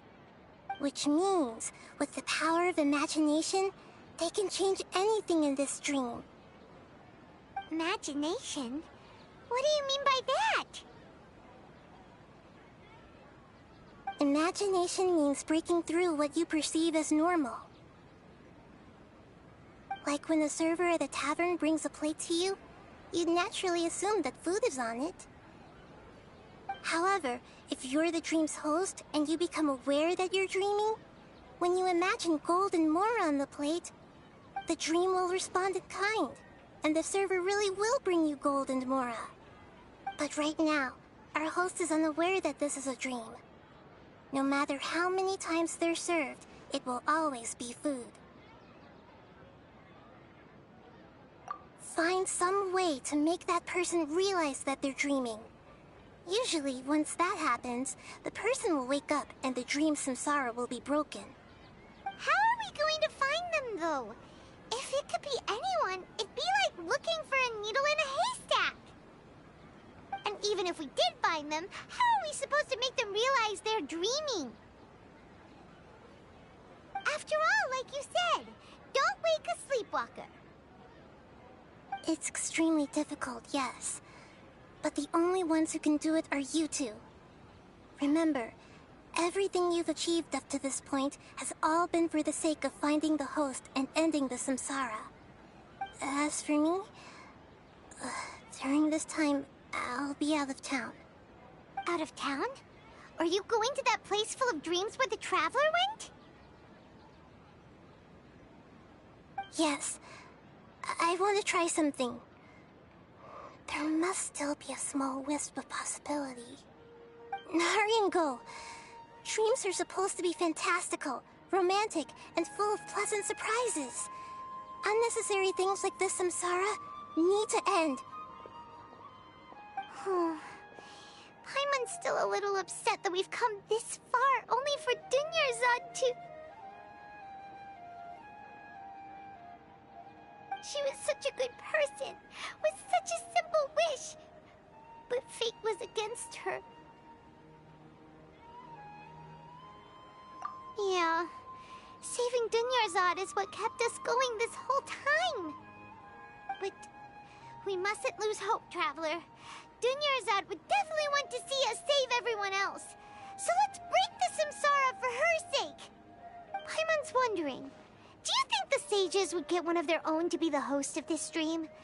Feels like it would be easier to control it that way, no?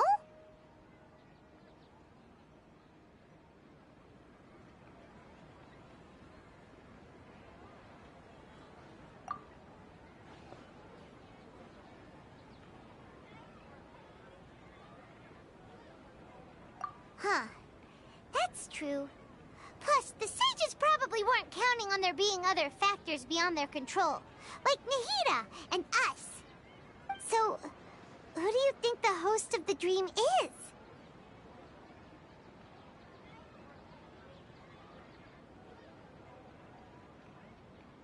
Oh, that would make sense.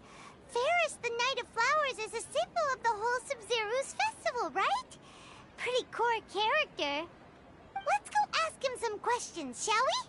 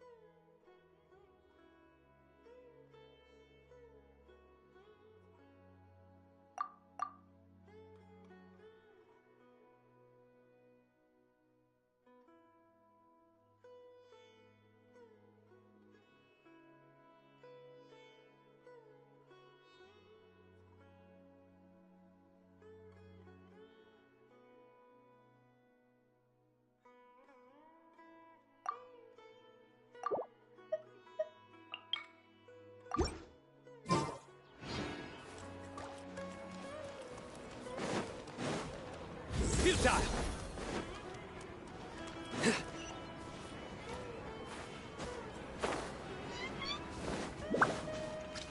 Surrender!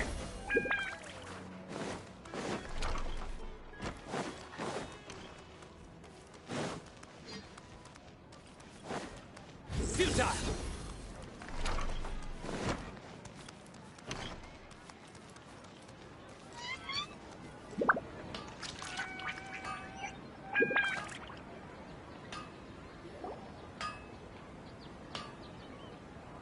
You're back.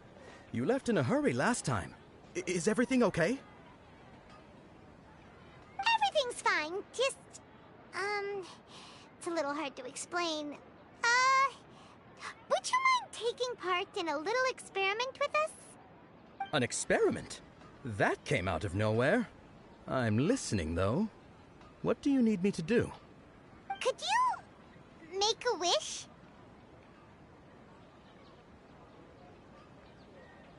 You want me to make a wish? Is that a new Sub-Zero's festival tradition or something?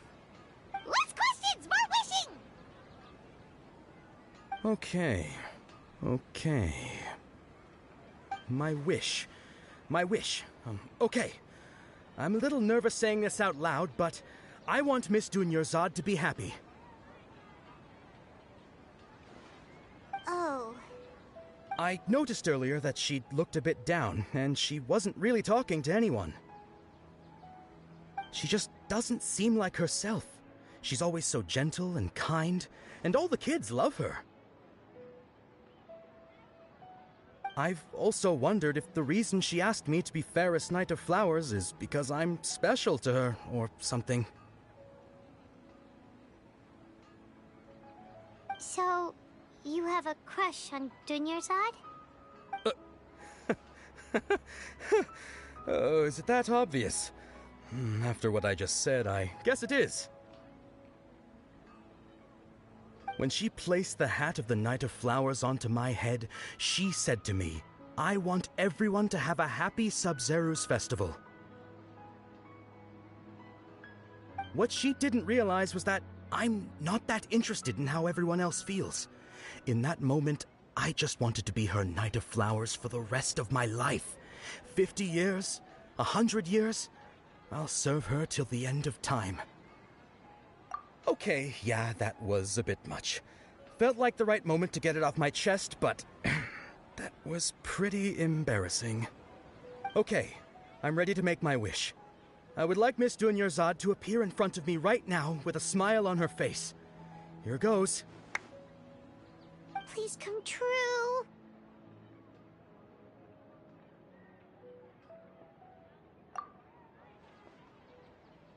I'm gonna open my eyes. Oh, you're...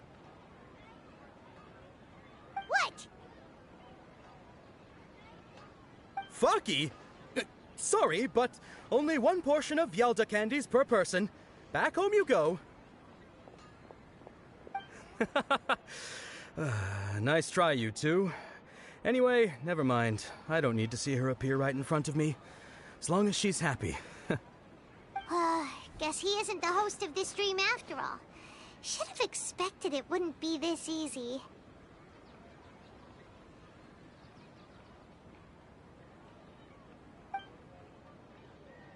It seems like everyone who knows Dunyarzad loves her, but none of them has any idea that she...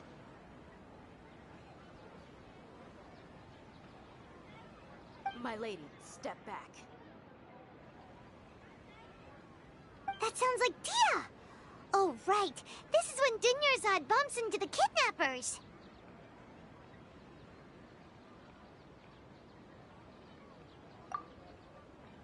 Huh? But Dia can handle them. Hey, Traveler!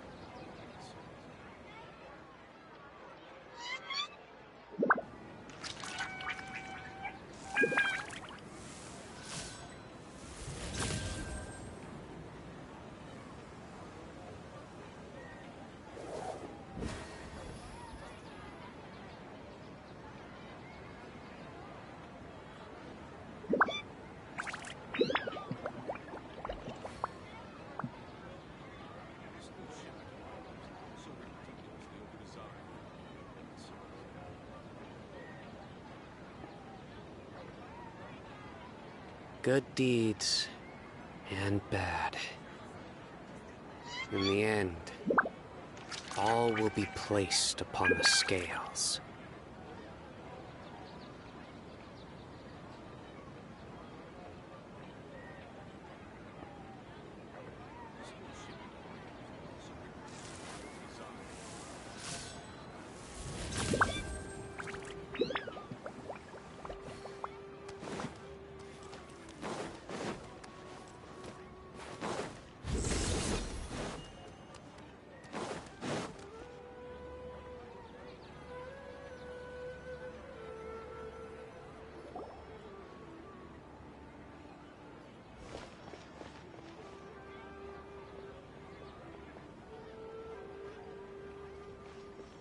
Oh, it's you. Great timing.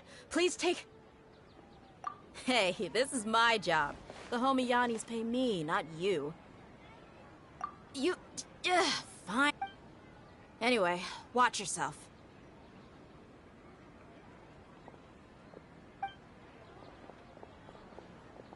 So you got yourself some... That's close enough. A new punching bag. One with nature. Coward. Judgment is upon you.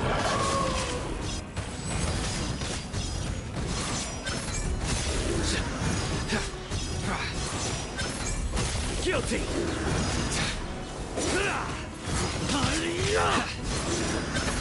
Your penance is due.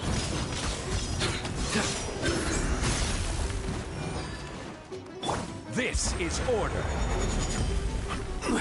Stabilize. Into the wind. Surrender.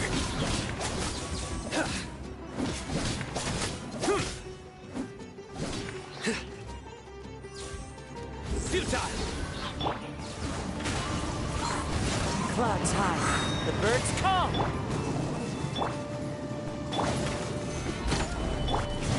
Nowhere to run.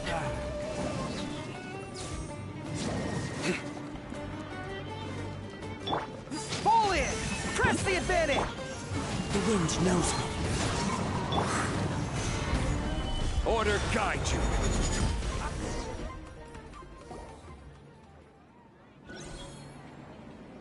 Traveler, were you just taking your anger out on those guys? You and Nahida both. Dunyarzad wouldn't want to see you two like this. Oh, and speaking of her, Paimon just remembered something.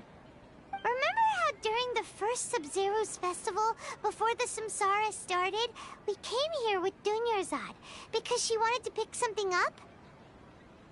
She said it was because she had forgotten something. Okay, so Paimon's memory is working so far. Anyway, Paimon also remembers that she is staying somewhere around here. She pointed it out to us the night before the Sub-Zero's festival.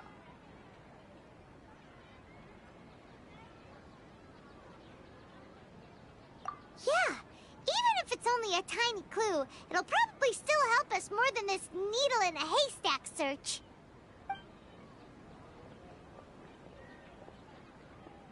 This is the place!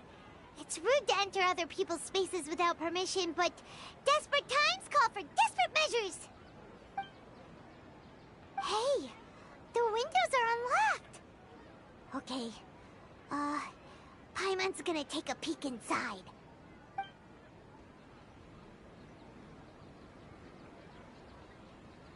This was only a temporary residence, so there was pretty much nothing inside except this book on the table.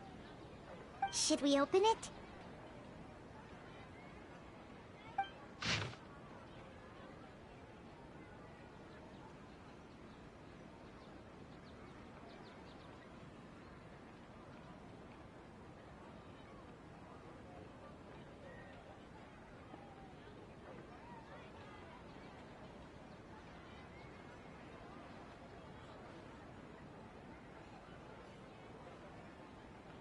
Wow. Dunyarzad wrote all of this. Sounds like she was always thinking of us even while we were away. Even though she was also busy preparing for the Sub-Zero's festival and had all her health problems to worry about. She must have wanted to give this to us as a gift on the day of the Sub-Zero's festival, right? If we hadn't found this book, we never would have known. But now that we know, we can't even thank her. Hey! Where are you off to now?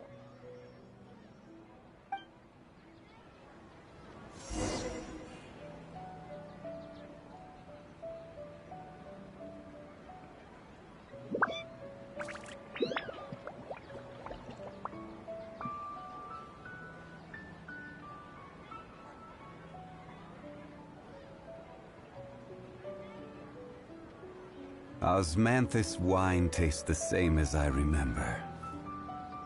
But where are those who share the memory?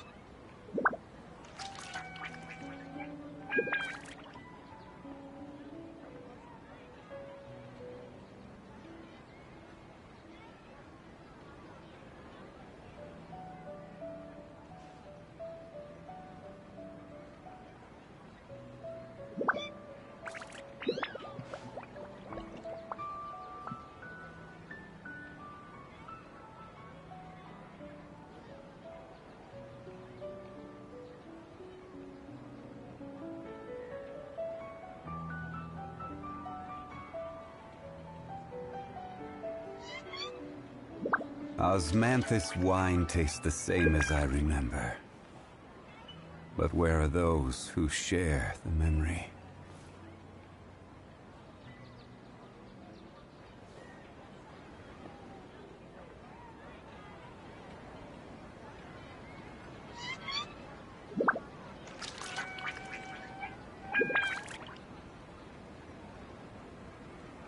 Every journey has its final day. Don't rush.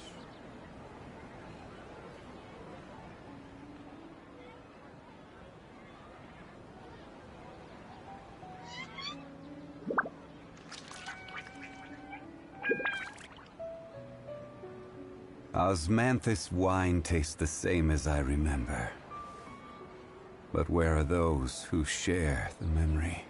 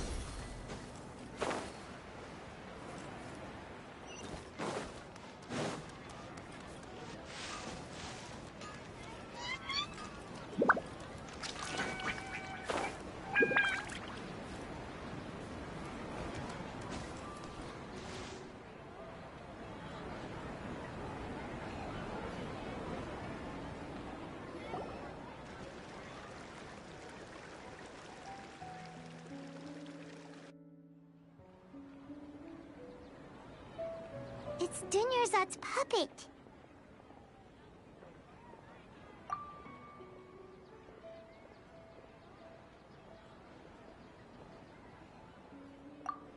Traveler? You must be exhausted. Come to think of it, we've been stuck in this place for a really, really long time. Heck, even the last time we were chatting happily with Dunyarzad feels like an eternity ago.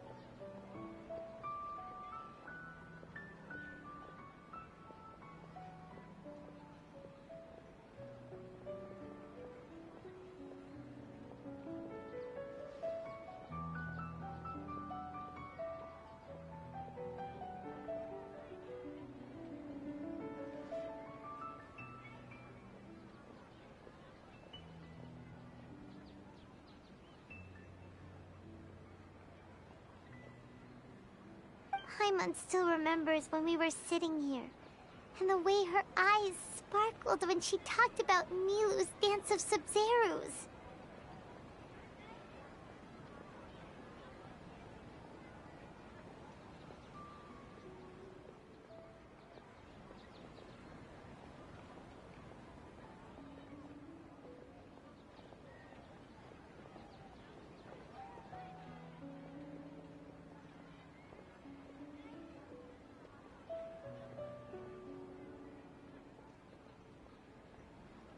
There will always be frustrations in life, but I know that the point of living is not to leave behind any regrets.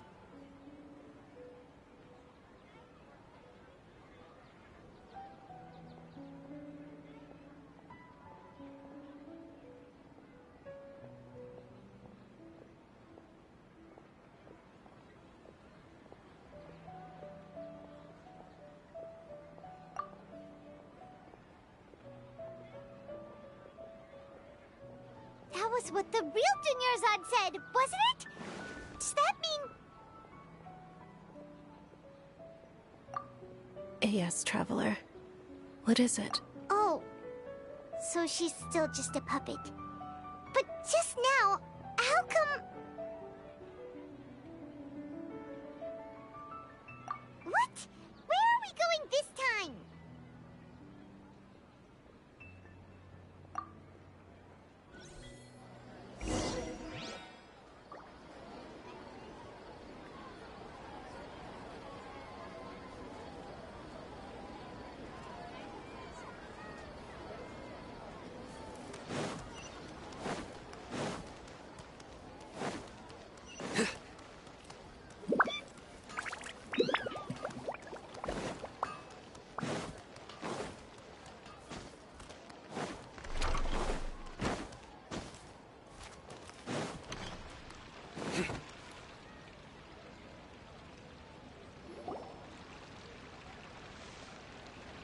If you continue to resist, we will have to order... The Grand Sage has already granted you much leniency.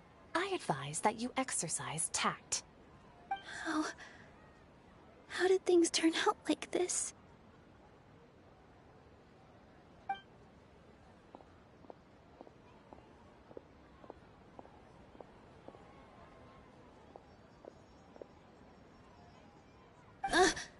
Traveler? You don't have to get involved. He's a sage from the Academia. I don't want to drag you into this. Traveler? Traveler? What the heck are you doing? If you get arrested by the Academia, that's another day gone to waste!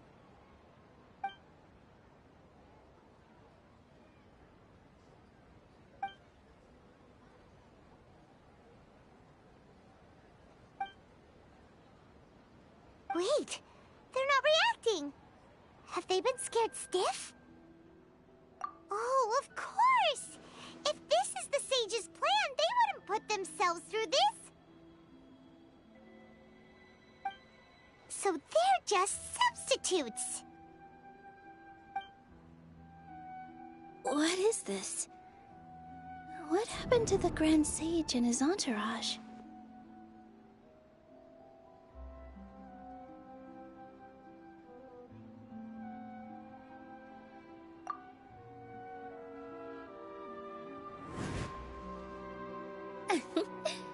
Like I said, they symbolize the goddess of flowers.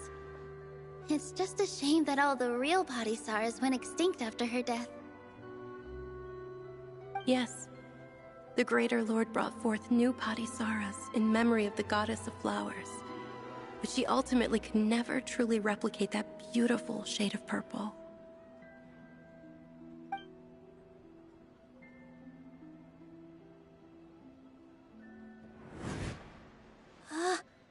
That beautiful shade of purple. Aren't these flowers real Padisaras? Just like the ones from the legend? I didn't even notice. Dunyarzad, did you find these? But didn't you just say all the real flowers went extinct after the goddess of flowers passed away? So, Al? Yeah. What's going on here?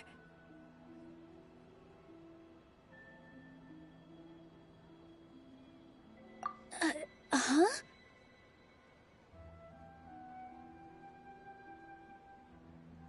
You guys are acting weird. But okay, I'll try.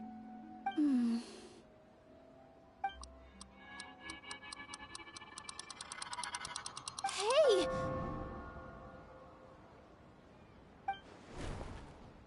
They disappeared! So Nilu's the host! What a surprise! Purple Padisaras don't exist in the real world anymore. But in Nilu's subconscious, they can appear as decorations on the stage! It's just like the example Nahida told us. People assumed there will be food on a plate, and Nilu assumed there would be real Padisaras in the flower pots. So when you saw the flowers, you instantly knew it was Nilu? But if we want to end the samsara, we need the host to become aware that they're dreaming. How should we make Nilu realize that? Am I dreaming? Huh? So I'm right. Is this Lesser Lord Kusanali responding to our celebration of the Sabzeruz festival? Wrong guess, but you aren't completely wrong either. The point is, what made you think this is a dream? As far as you know, people in Sumeru don't dream, right? Yeah, but have you heard the tale of the first sage? To prevent a calamity, he went on a journey to find the Dendro Archon. Ooh, sounds familiar.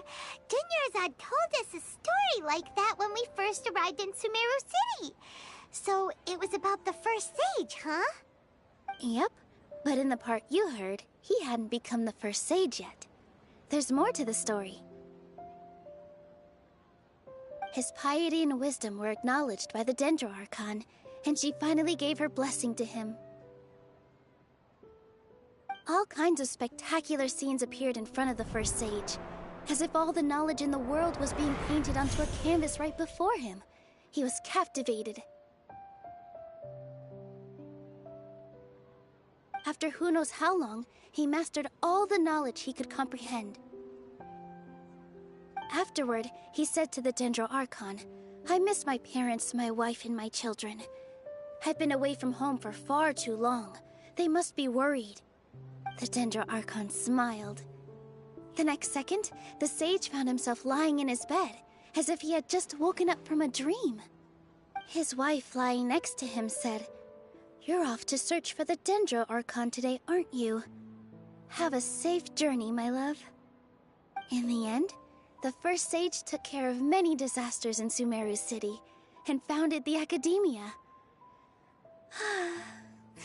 What a happy ending. So, the first sage was dreaming ever since the beginning of the story? He never went on his journey?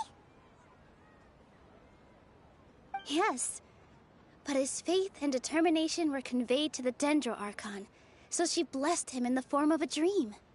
Paimon understands where you're coming from now.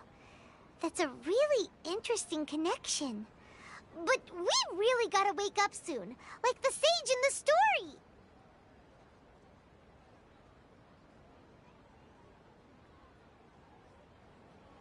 I see. Well, It just so happens that today's Sub-Zero's festival is almost over, too.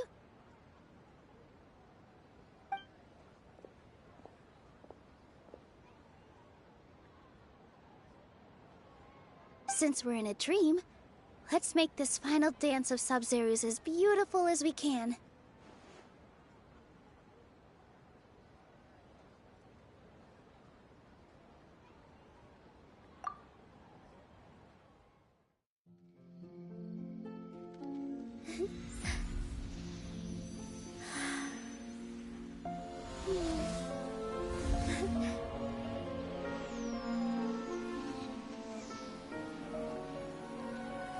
The wait is over, everyone. I dedicate this to our god, the Dance of Sub-Zeros.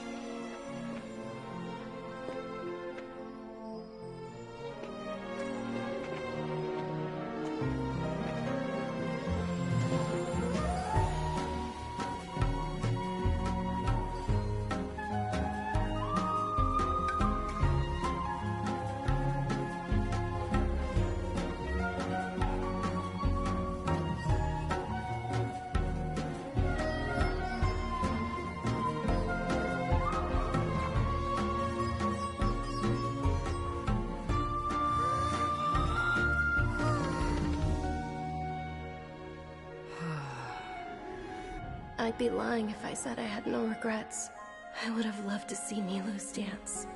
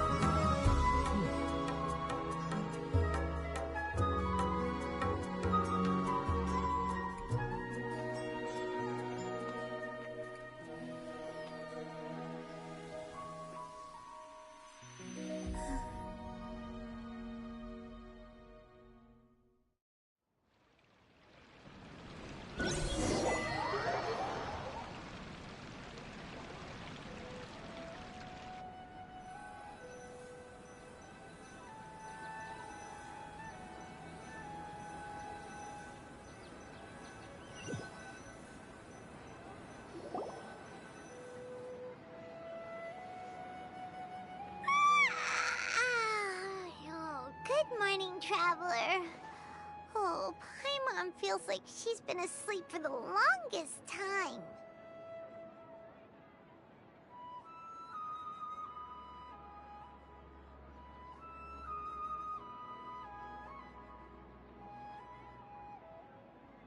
Paimon's head feels super heavy. Did we oversleep? Do you even remember going to sleep last night? Paimon thinks it was after the Sub-Zero's festival. The Sub-Zero's festival! Have we finally escaped from the Sub-Zero Samsara?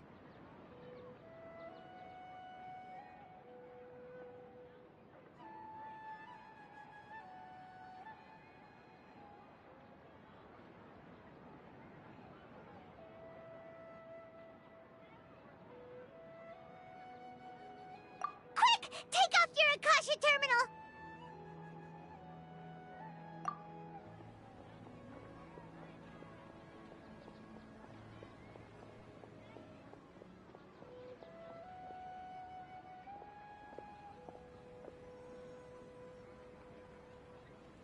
She's not in her room. What happened? Huh? What usual spot?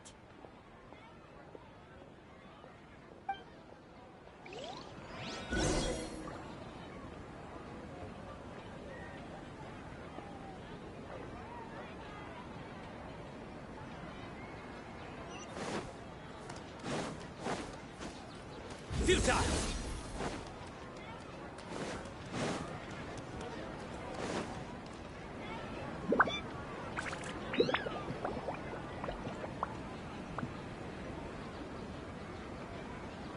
Well done, Traveler and Paimon. And thank you, Dunyarzad, for organizing the Sub-Zero's festival for me. I'm sorry, who are... Dunyarzad! You're okay!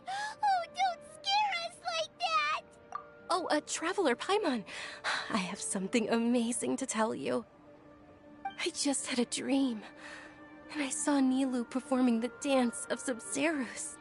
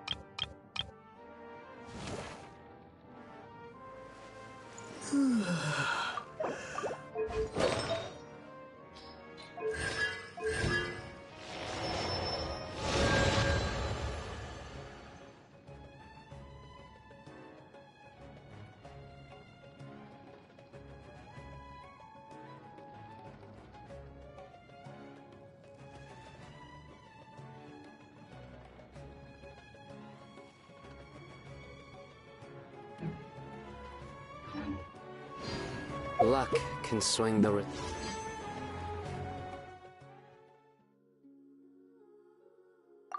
of a single game, but it's bound to run out sooner or later. You're actually Nahida, aren't you? Paimon felt like Catherine was acting weird when we met at the Sub-Zero's festival. And... Dunyarzad, did you save her? It's a really long story. We shouldn't disturb her. Her consciousness is still weakened. Let's chat somewhere else. How about by the Traveler's favorite bench?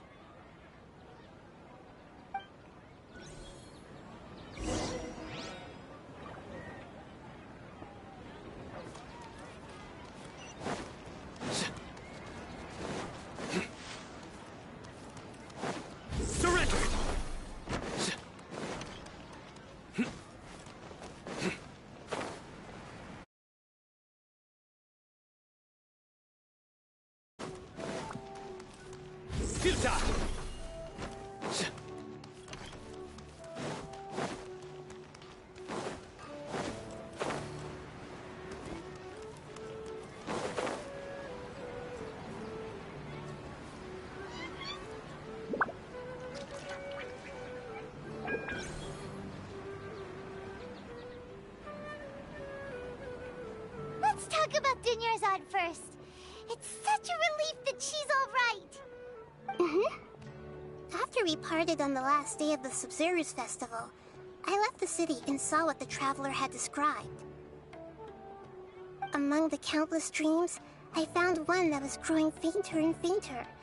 This proved my suspicion.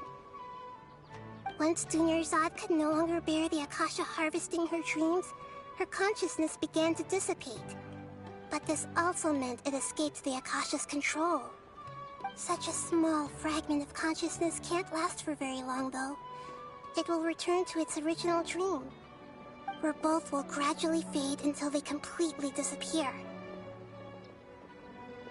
I used all the power I had to keep her dying dream alive as long as possible, but it still wouldn't have lasted for much longer if it hadn't been for you two breaking the samsara. So it looks like we did manage to save Dunyarzad in the end.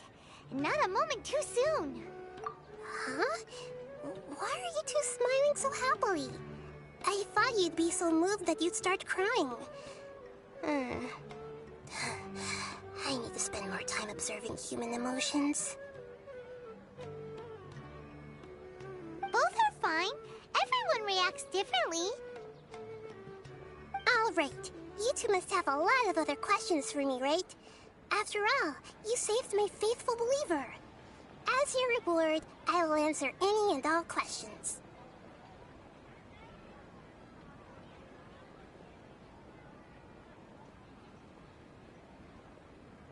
At the Avidia forest, there was this incense that made the traveler fall unconscious and dream of a huge tree and a red sky. You also heard someone's voice, right? It said world and forget me. Yeah, so you do know! We've been wanting to ask you what that was about, and if the red sky was related to Conria. It seems like the Traveler established a connection to Irminsul. That was a message left by Greater Lord Rukkhadevata's residual consciousness in Irminsul. Perhaps her last memory before she died. As you two probably know, Greater Lord Rukkhadevata disappeared after the disaster in Conria. The timings of these events do line up, so your suspicions are reasonable. A message from Greater Lord Rukkhadevata? We thought it was from the Scarlet King. The Scarlet King? That god who died even longer ago?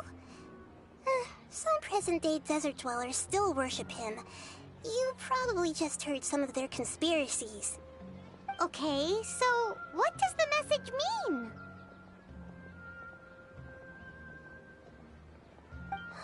I still haven't managed to decipher it. Even the Akasha isn't currently capable of doing that. Greater Lord Rukkhadevata's residual consciousness in Irminsul seems to be contaminated with something that has a very dangerous aura to it. Many devoted scholars go mad as soon as they connect their consciousness. I've warned the Academia about this many times, but people still keep falling victim to it. But I believe this is the key to saving Irminsul. That's why I've kept trying to decipher it. So the tree in the vision was Irminsul? Oh, Tighnari also said that Irminsul is sick! Is it because of the contaminated consciousness? But even if you can't figure out what that vision was all about, it seems like our search for you was all in vain. The Traveler wasn't affected after coming in contact with that consciousness. I've never seen anyone like that. With you here, we may have a chance at deciphering it. No, we must decipher its secrets. I've already eliminated all other factors that might affect Irminsul. This is the only one left. This puzzle has life and death at stake. It could determine Irminsul's fate, as well as Tevat's. To be accurate, I'm using the Akasha as a medium to occupy Catherine's consciousness. How did you do that? Poor Catherine. Does this mean you can also occupy other people's consciousnesses? Theoretically, I can enter anyone's mind as long as they're wearing their Akasha terminal. The Akasha is the legacy of Greater Lord Rukkhadevata. As Lesser Lord Kusanali and the first Akasha terminal, my consciousness has always been linked to the Akasha. I've always respected my people's free will, so I've never actually occupied their consciousness. When necessary, I just borrow this bionic Snezhnayan puppet. Hold on. Did we just learn some deep, dark secret? So Catherine is... No. Wonder Paimon felt something was off about her. What about your own body? Why do you need to borrow other people's? Don't you live in the sanctuary of Surasthana? That story begins a long time ago. After Greater Lord Rukkhadevata disappeared, the sages found my newly born self and took me back to Sumeru. At that time, I was young and weak. The sages kept me in the sanctuary of Surasthana, ostensibly for the sake of protecting me. But I've hardly heard from them since. However, I do understand that they had hoped to find Greater Lord Rukkhadevata instead of me, a symbol of her passing. So, the sages basically put their new Archon under house arrest? How dare they! Why don't you teach them a lesson, Nahida? In some ways, they aren't wrong. Greater Lord Rukkhadevata was omniscient and omnipotent. Even after her death, the Akasha is still empowering this nation. And I'm still really far away from being able to call myself the God of Wisdom. Moreover, the Academia is also more proficient at governing this country. My existence has little meaning.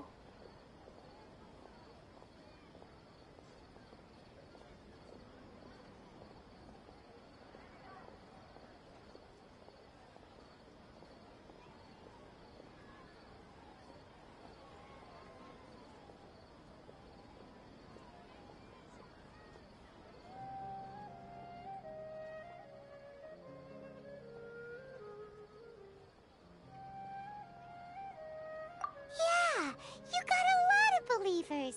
Just look at the Sub-Zero's festival.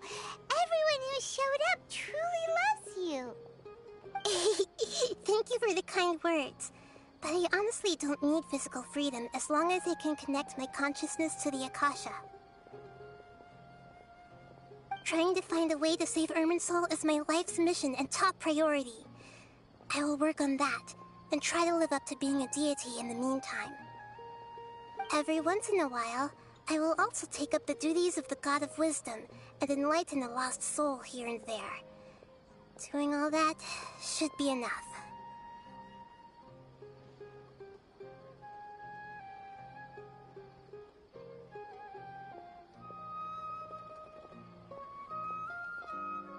There's never been any big problems with the Academia's governance of Sumeru. This is the first time I've seen them step out of line. I wonder what caused them to go down this path, and what they hope to achieve. Even though the city's residents haven't noticed anything strange, if the Traveler hadn't broken the Sub-Zero's samsara, the situation could have become dire. I tried to do some investigating in the Akasha, but I couldn't find anything suspicious. And all the people of interest seem to purposely avoid wearing their Akasha terminals. I think they're deliberately trying to hide something. Oh, that reminds Paimon. In Gandharvaville, there was a sage who had invited Tighnari to join some kind of project. Could it be related?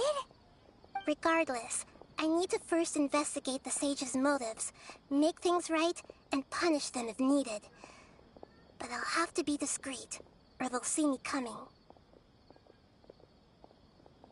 You mean how the Akasha stops you from having dreams?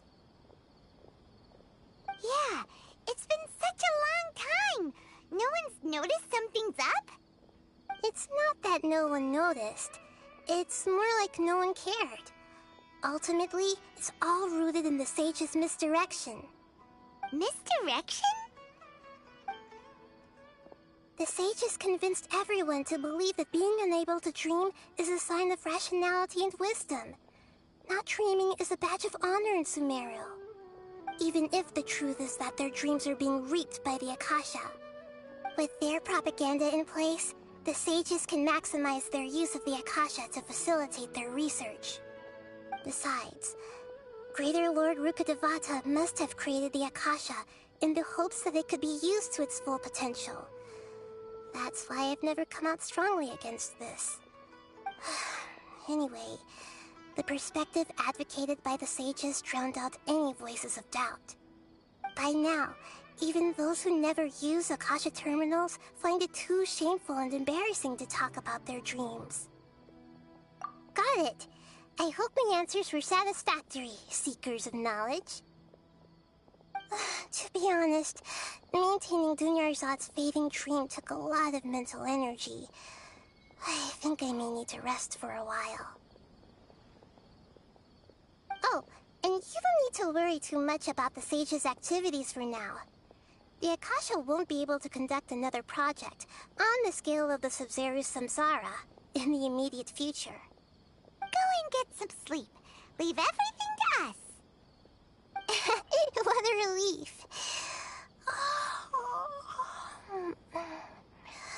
This is truly the most exhausting birthday I've ever had. Traveler? Paimon? Why am I here? Do either of you know? Maybe you were sleepwalking. You know you can't wake up a sleepwalker. We happened to walk by, so we thought we'd wait for you to wake up. I see. Huh. I should visit my maintenance personnel sometime. Oh, I'm fine. I better go. Thank you.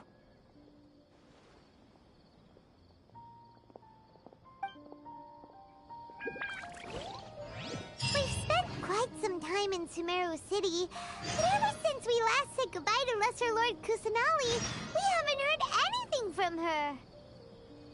Oh, we can't just keep waiting around like this. Let's go find Catherine and pick up some work so we can at least keep ourselves busy.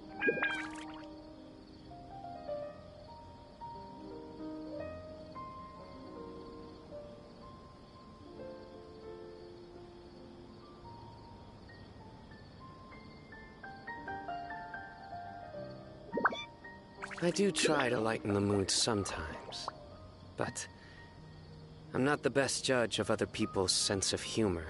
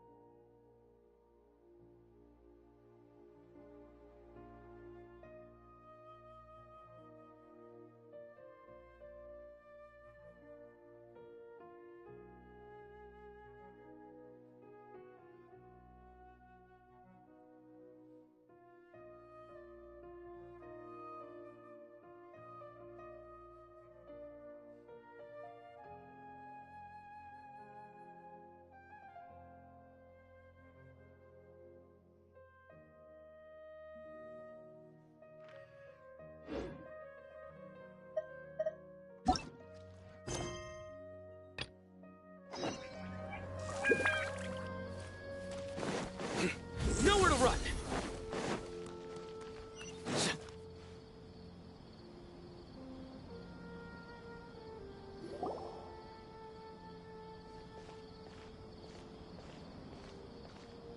Ad Astra Abyssosque. We meet again, you two. Hi, Catherine. Do you have any commissions for us today? Commissions, huh? Let me think. Oh, how about this? Please attend the Academia's Academic Symposium this afternoon and recite a love poem on stage. Wait, say what now? And if possible, please also use your camera to capture the reaction of the audience upon finishing the poem. Huh? What kind of commission is that?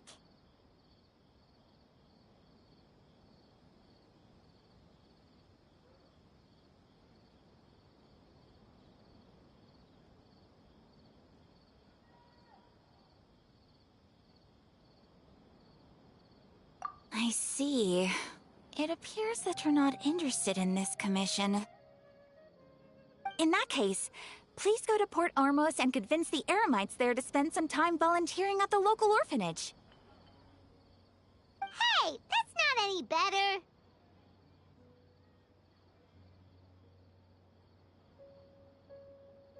Mm-hmm. I'm sure the mercenaries will have some interesting reactions as well. Paimon's gotta ask, just who exactly has been submitting these commissions to the Adventurers Guild? Oh, the commissioner? Well, actually, I just wanted to see the two of you in action. Was it so obvious? I was hoping you would actually take one of those commissions. That kind of chance to observe humans doesn't come by often. Ah, so it's Nahida. Paimon just knew Catherine wouldn't crack those kinds of jokes. When did you get into her head? From when she said, Ad Astra Abyssosk. So it's been you this whole time? Are you done resting up, Nahida? Yes. I've been sleeping ever since we parted ways, and I even had a really, really long dream.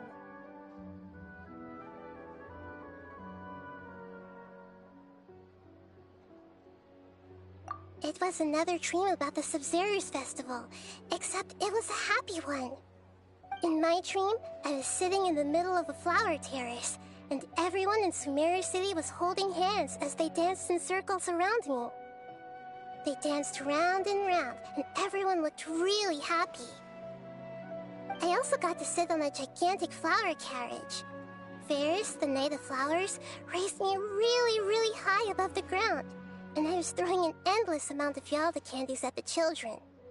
You know, Nahida, maybe your dream is how the Sub-Zero's festival really should be. It's meant to be a joyous time where everyone gets together to celebrate your birthday.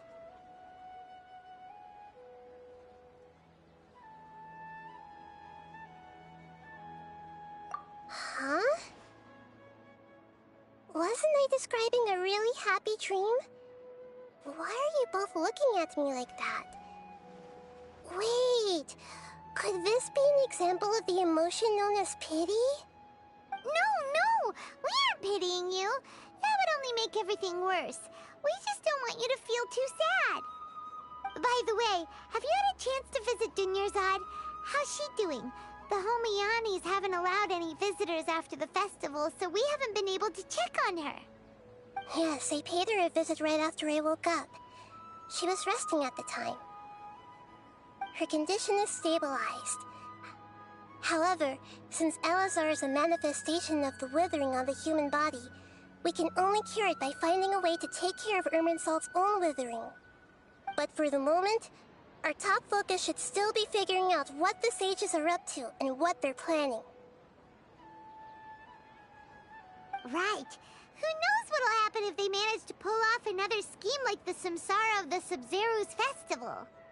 So our first priority should be investigating and putting a stop to the sages' activities. As for how we should pull that off, let's discuss it somewhere else. There are too many adventurers around here. Oh, good point. Sorry, adventurers. We're gonna be borrowing Catherine for a little while.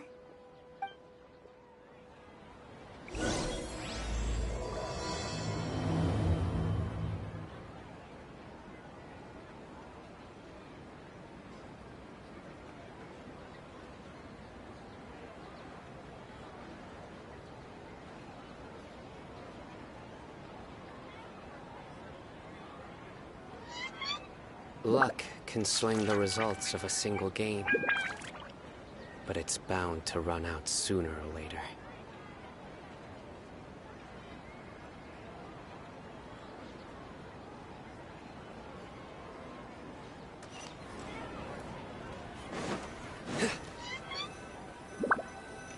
Let's continue our chat here. Okay, so do you have any ideas on how we can investigate the sages, Nahida? Actually, I've already done a little bit of work on that. But for now, I want to hear your thoughts.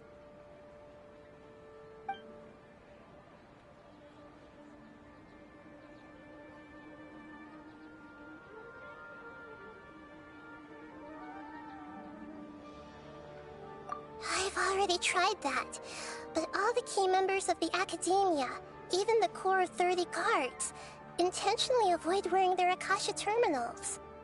It seems that from the very beginning, they've been guarding against info leaks from the Akasha. Of course, it could also be because they're wary of me. Have you already caught the sage's attention? I'm guessing not yet, but distrusting me would make perfect sense if they've ever paid attention to the urban legends about me. In any case, I probably can't take over their minds directly.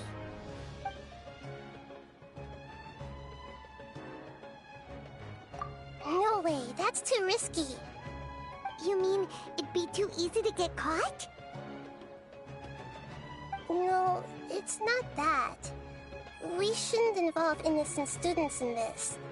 A single mistake could completely ruin their lives. Doing that would be ignoring the safety of my people for my own selfish goals. How is that any different from what the sages are doing? That's a good point. Spoken like the god of Sumeru.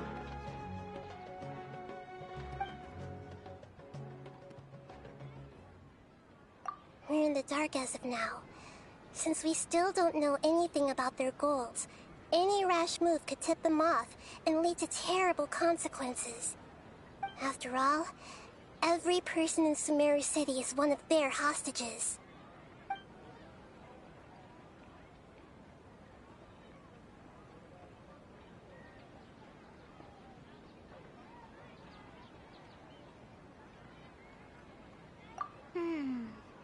Are we really out of ideas?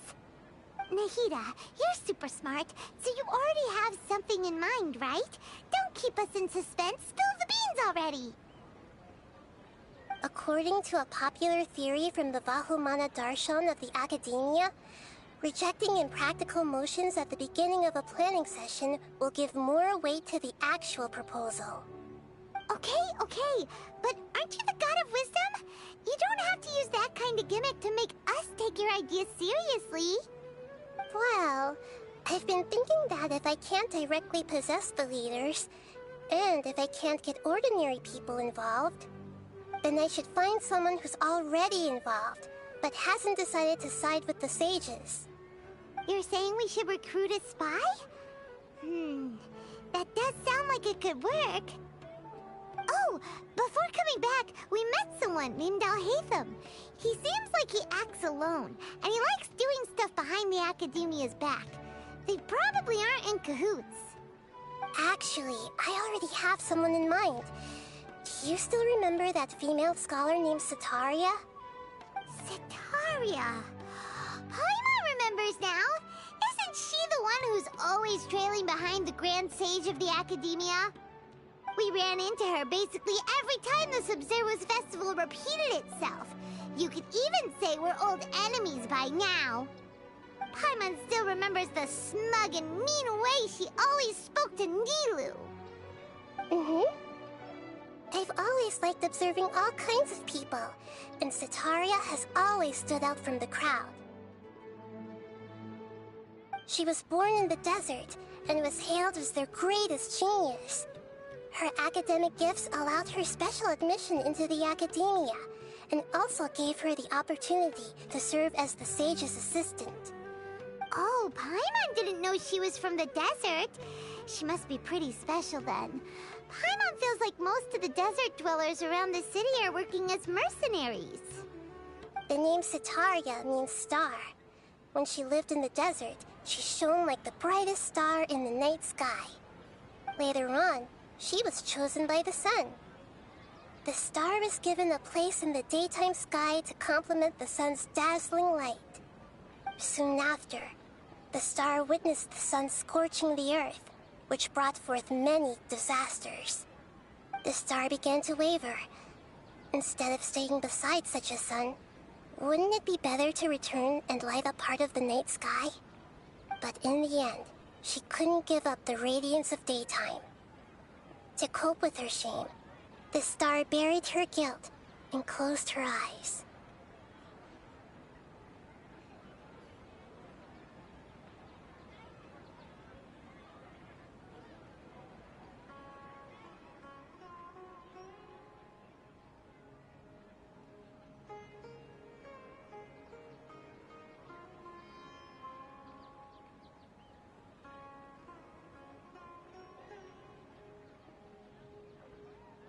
From the sound of it, Sataria's just hung up on the research opportunities here.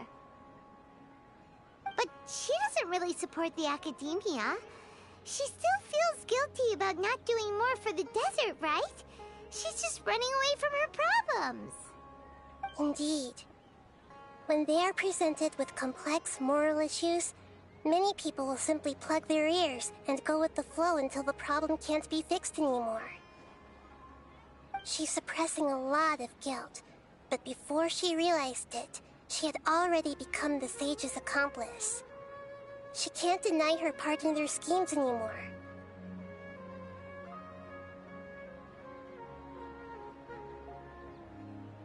Right. We must somehow make her face her problems again. That way, not only can we get useful intel from her, but she can also use it as an opportunity to redeem herself.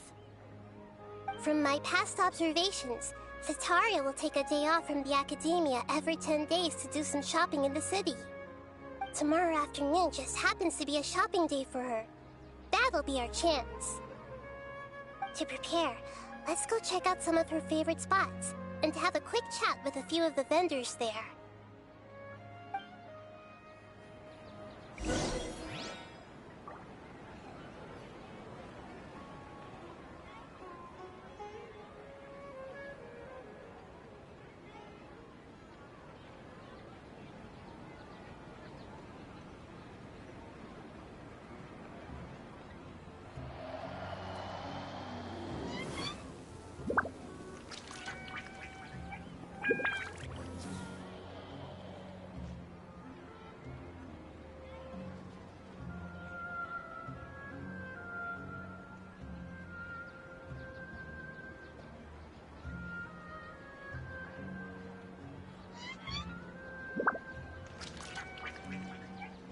Good deeds and bad. In the end, all will be placed upon the scales.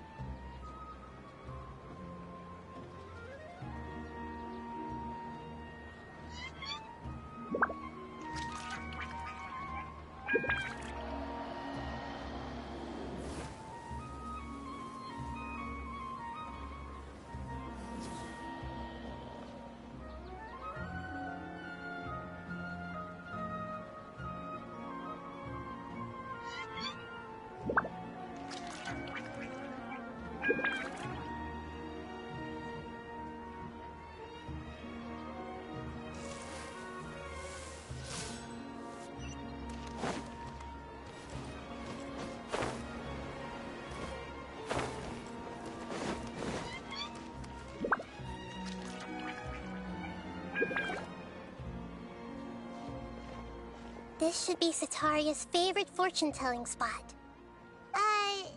So should we ask the fortune teller about Sataria? No, I already have enough information on Sataria. The most important thing now is for you to pay attention to the vendor's talking style and key characteristics. Talking style and key characteristics? My poor lost lambs. Have you become troubled over your fates?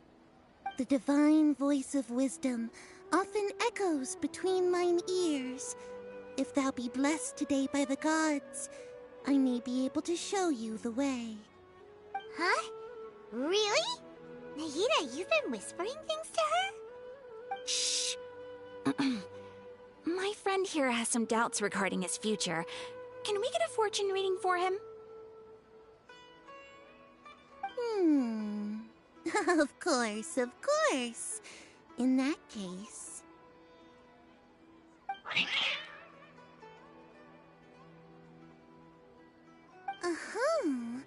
It would seem that Harut and Marut are quite wary of you. Perhaps, at some time in the past, you have somehow offended the gods. Only mocking the god of Animo, questioning the Lord of Geo's financial savviness, and brawling with the god of Electro. Do those count? Oh, nothing. Go on, pick an aspect for her to divine.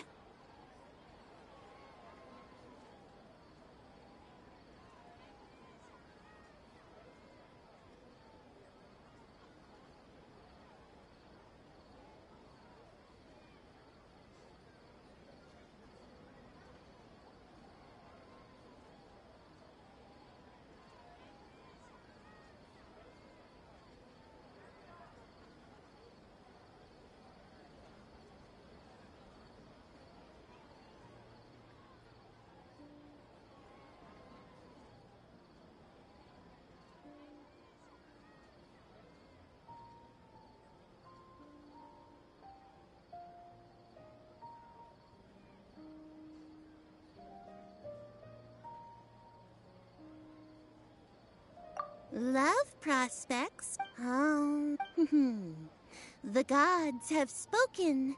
The truth shall be revealed. One who is fated to cross your path will appear on... Huh? So many people will fall for you. How could that be? Harut, Marut, did you two spoil my divination? I've never read a fortune so absurd.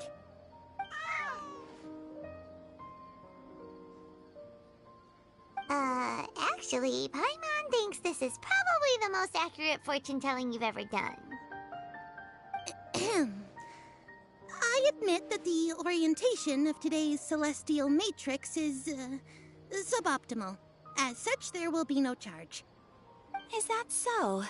Well, that can't be helped. If you were to bring some food offerings for Harut and Marut on your next visit, perhaps they could help you reverse the wheels of fate.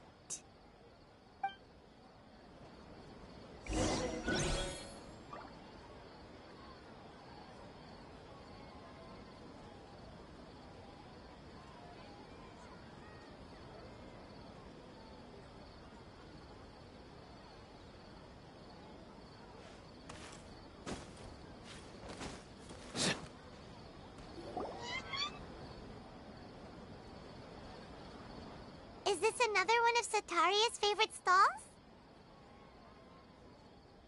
Yep. It belongs to a king. His father helped Sataria a lot when she first moved to Sumeru City, so she still comes by whenever she has time.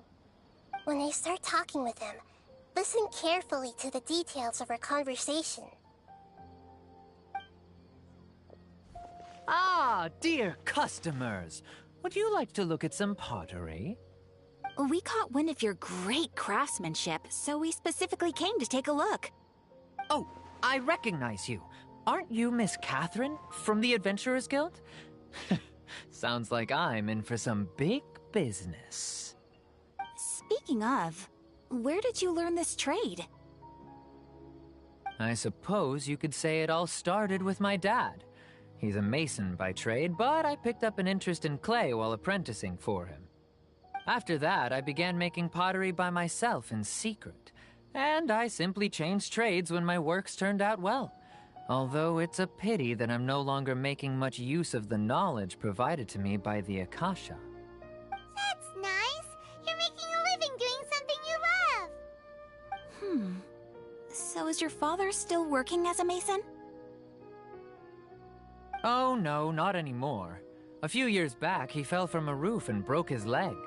Since he had already saved enough Mora over all these years, he's just enjoying the retired life in Port Ormos nowadays. I see. We wish him peace and happiness in his retirement. I'll have someone in charge of logistics at the guild come by another day for some goods. We'll leave you to it. Take care now. No problem. Rest easy.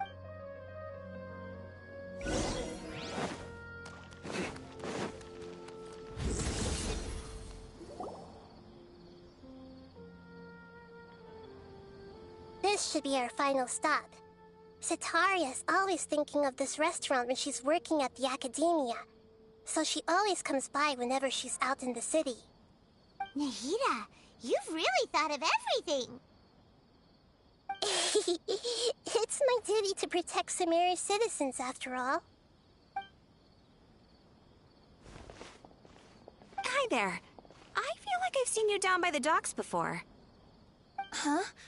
Sorry, I don't quite remember.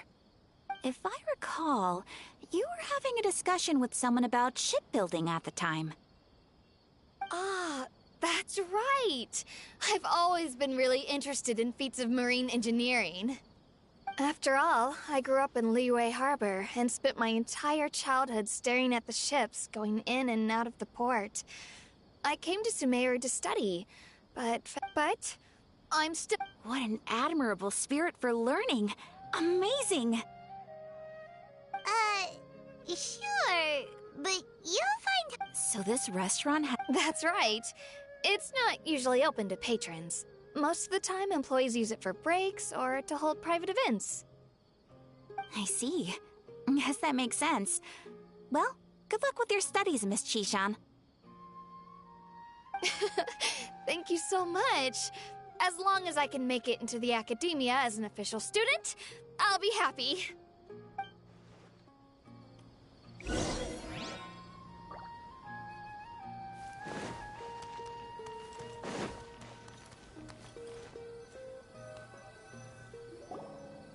So, was that everybody?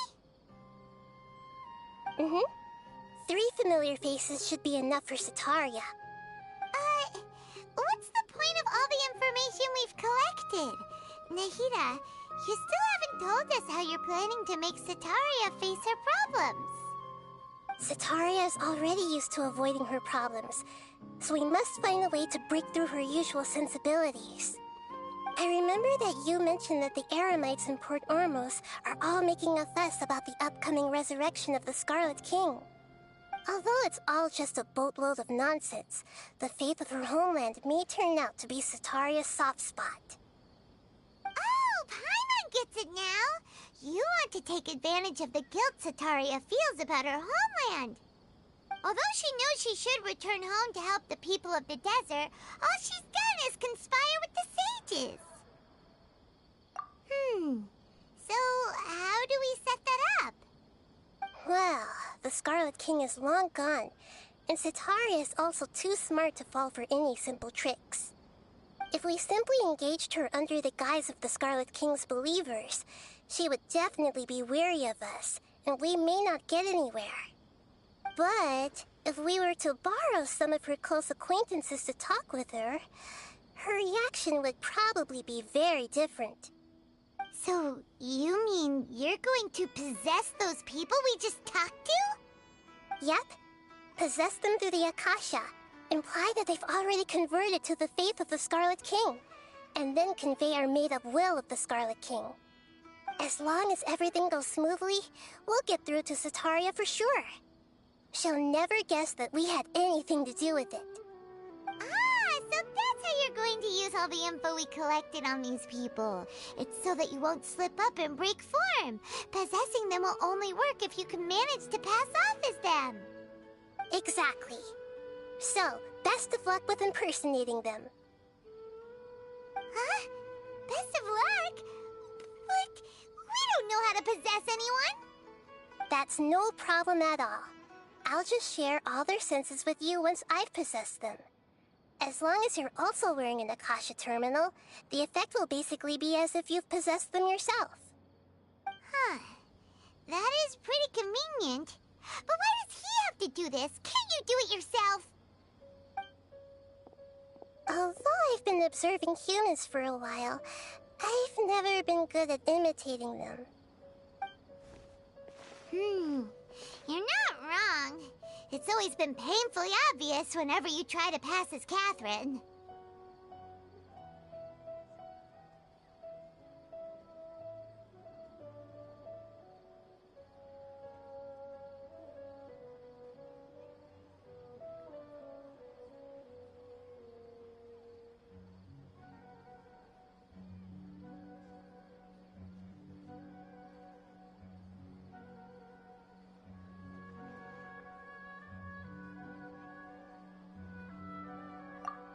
If it was at all possible, I would have preferred to leave these people alone. But seeing how things are now, I probably should just accept it and push on. Yeah, don't beat yourself up over it. We're only doing this to help everyone, and we'll only be borrowing them for a little while anyway. Alright, then let's give it a go tomorrow afternoon.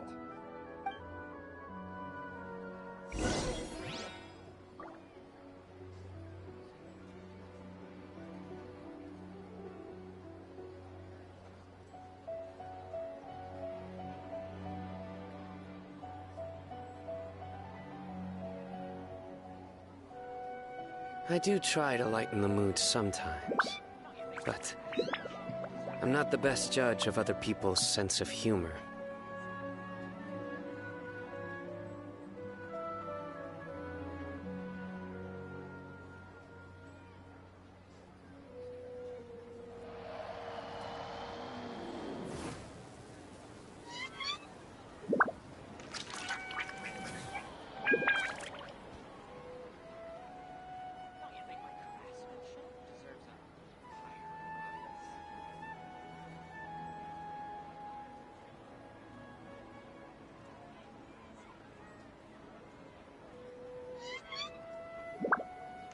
Luck can swing the results of a single game, but it's bound to run out sooner or later.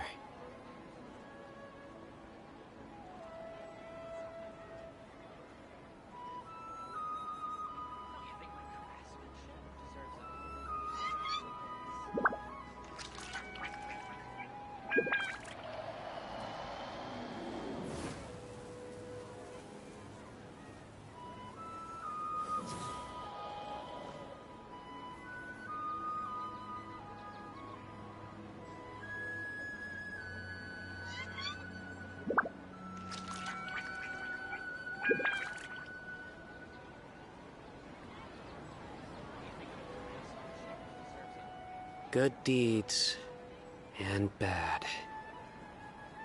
In the end, all will be placed upon the scales.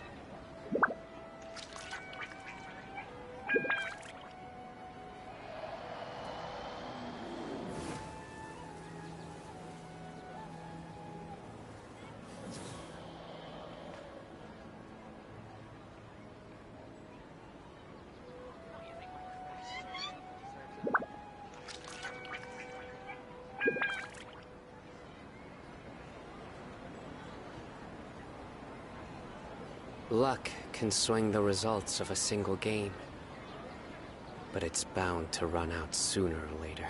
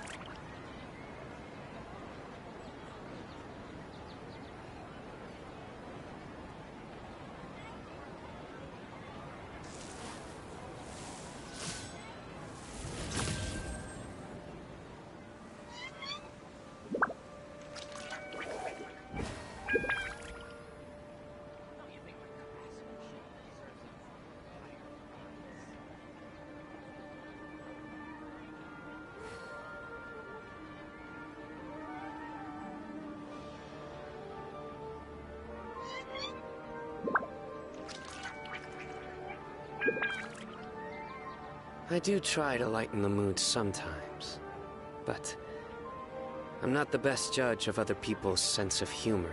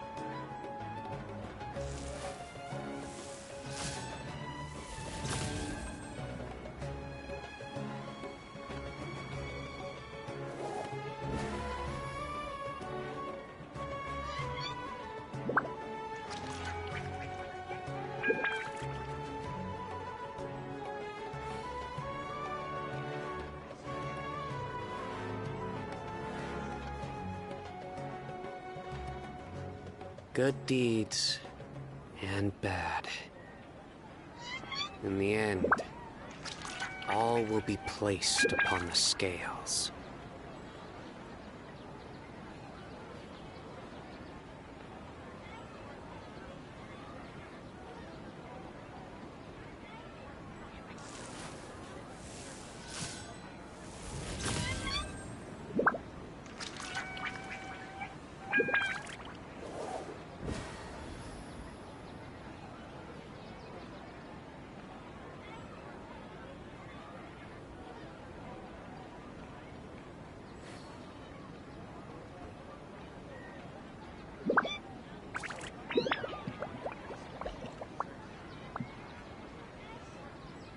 Luck can swing the results of a single game, but it's bound to run out sooner or later.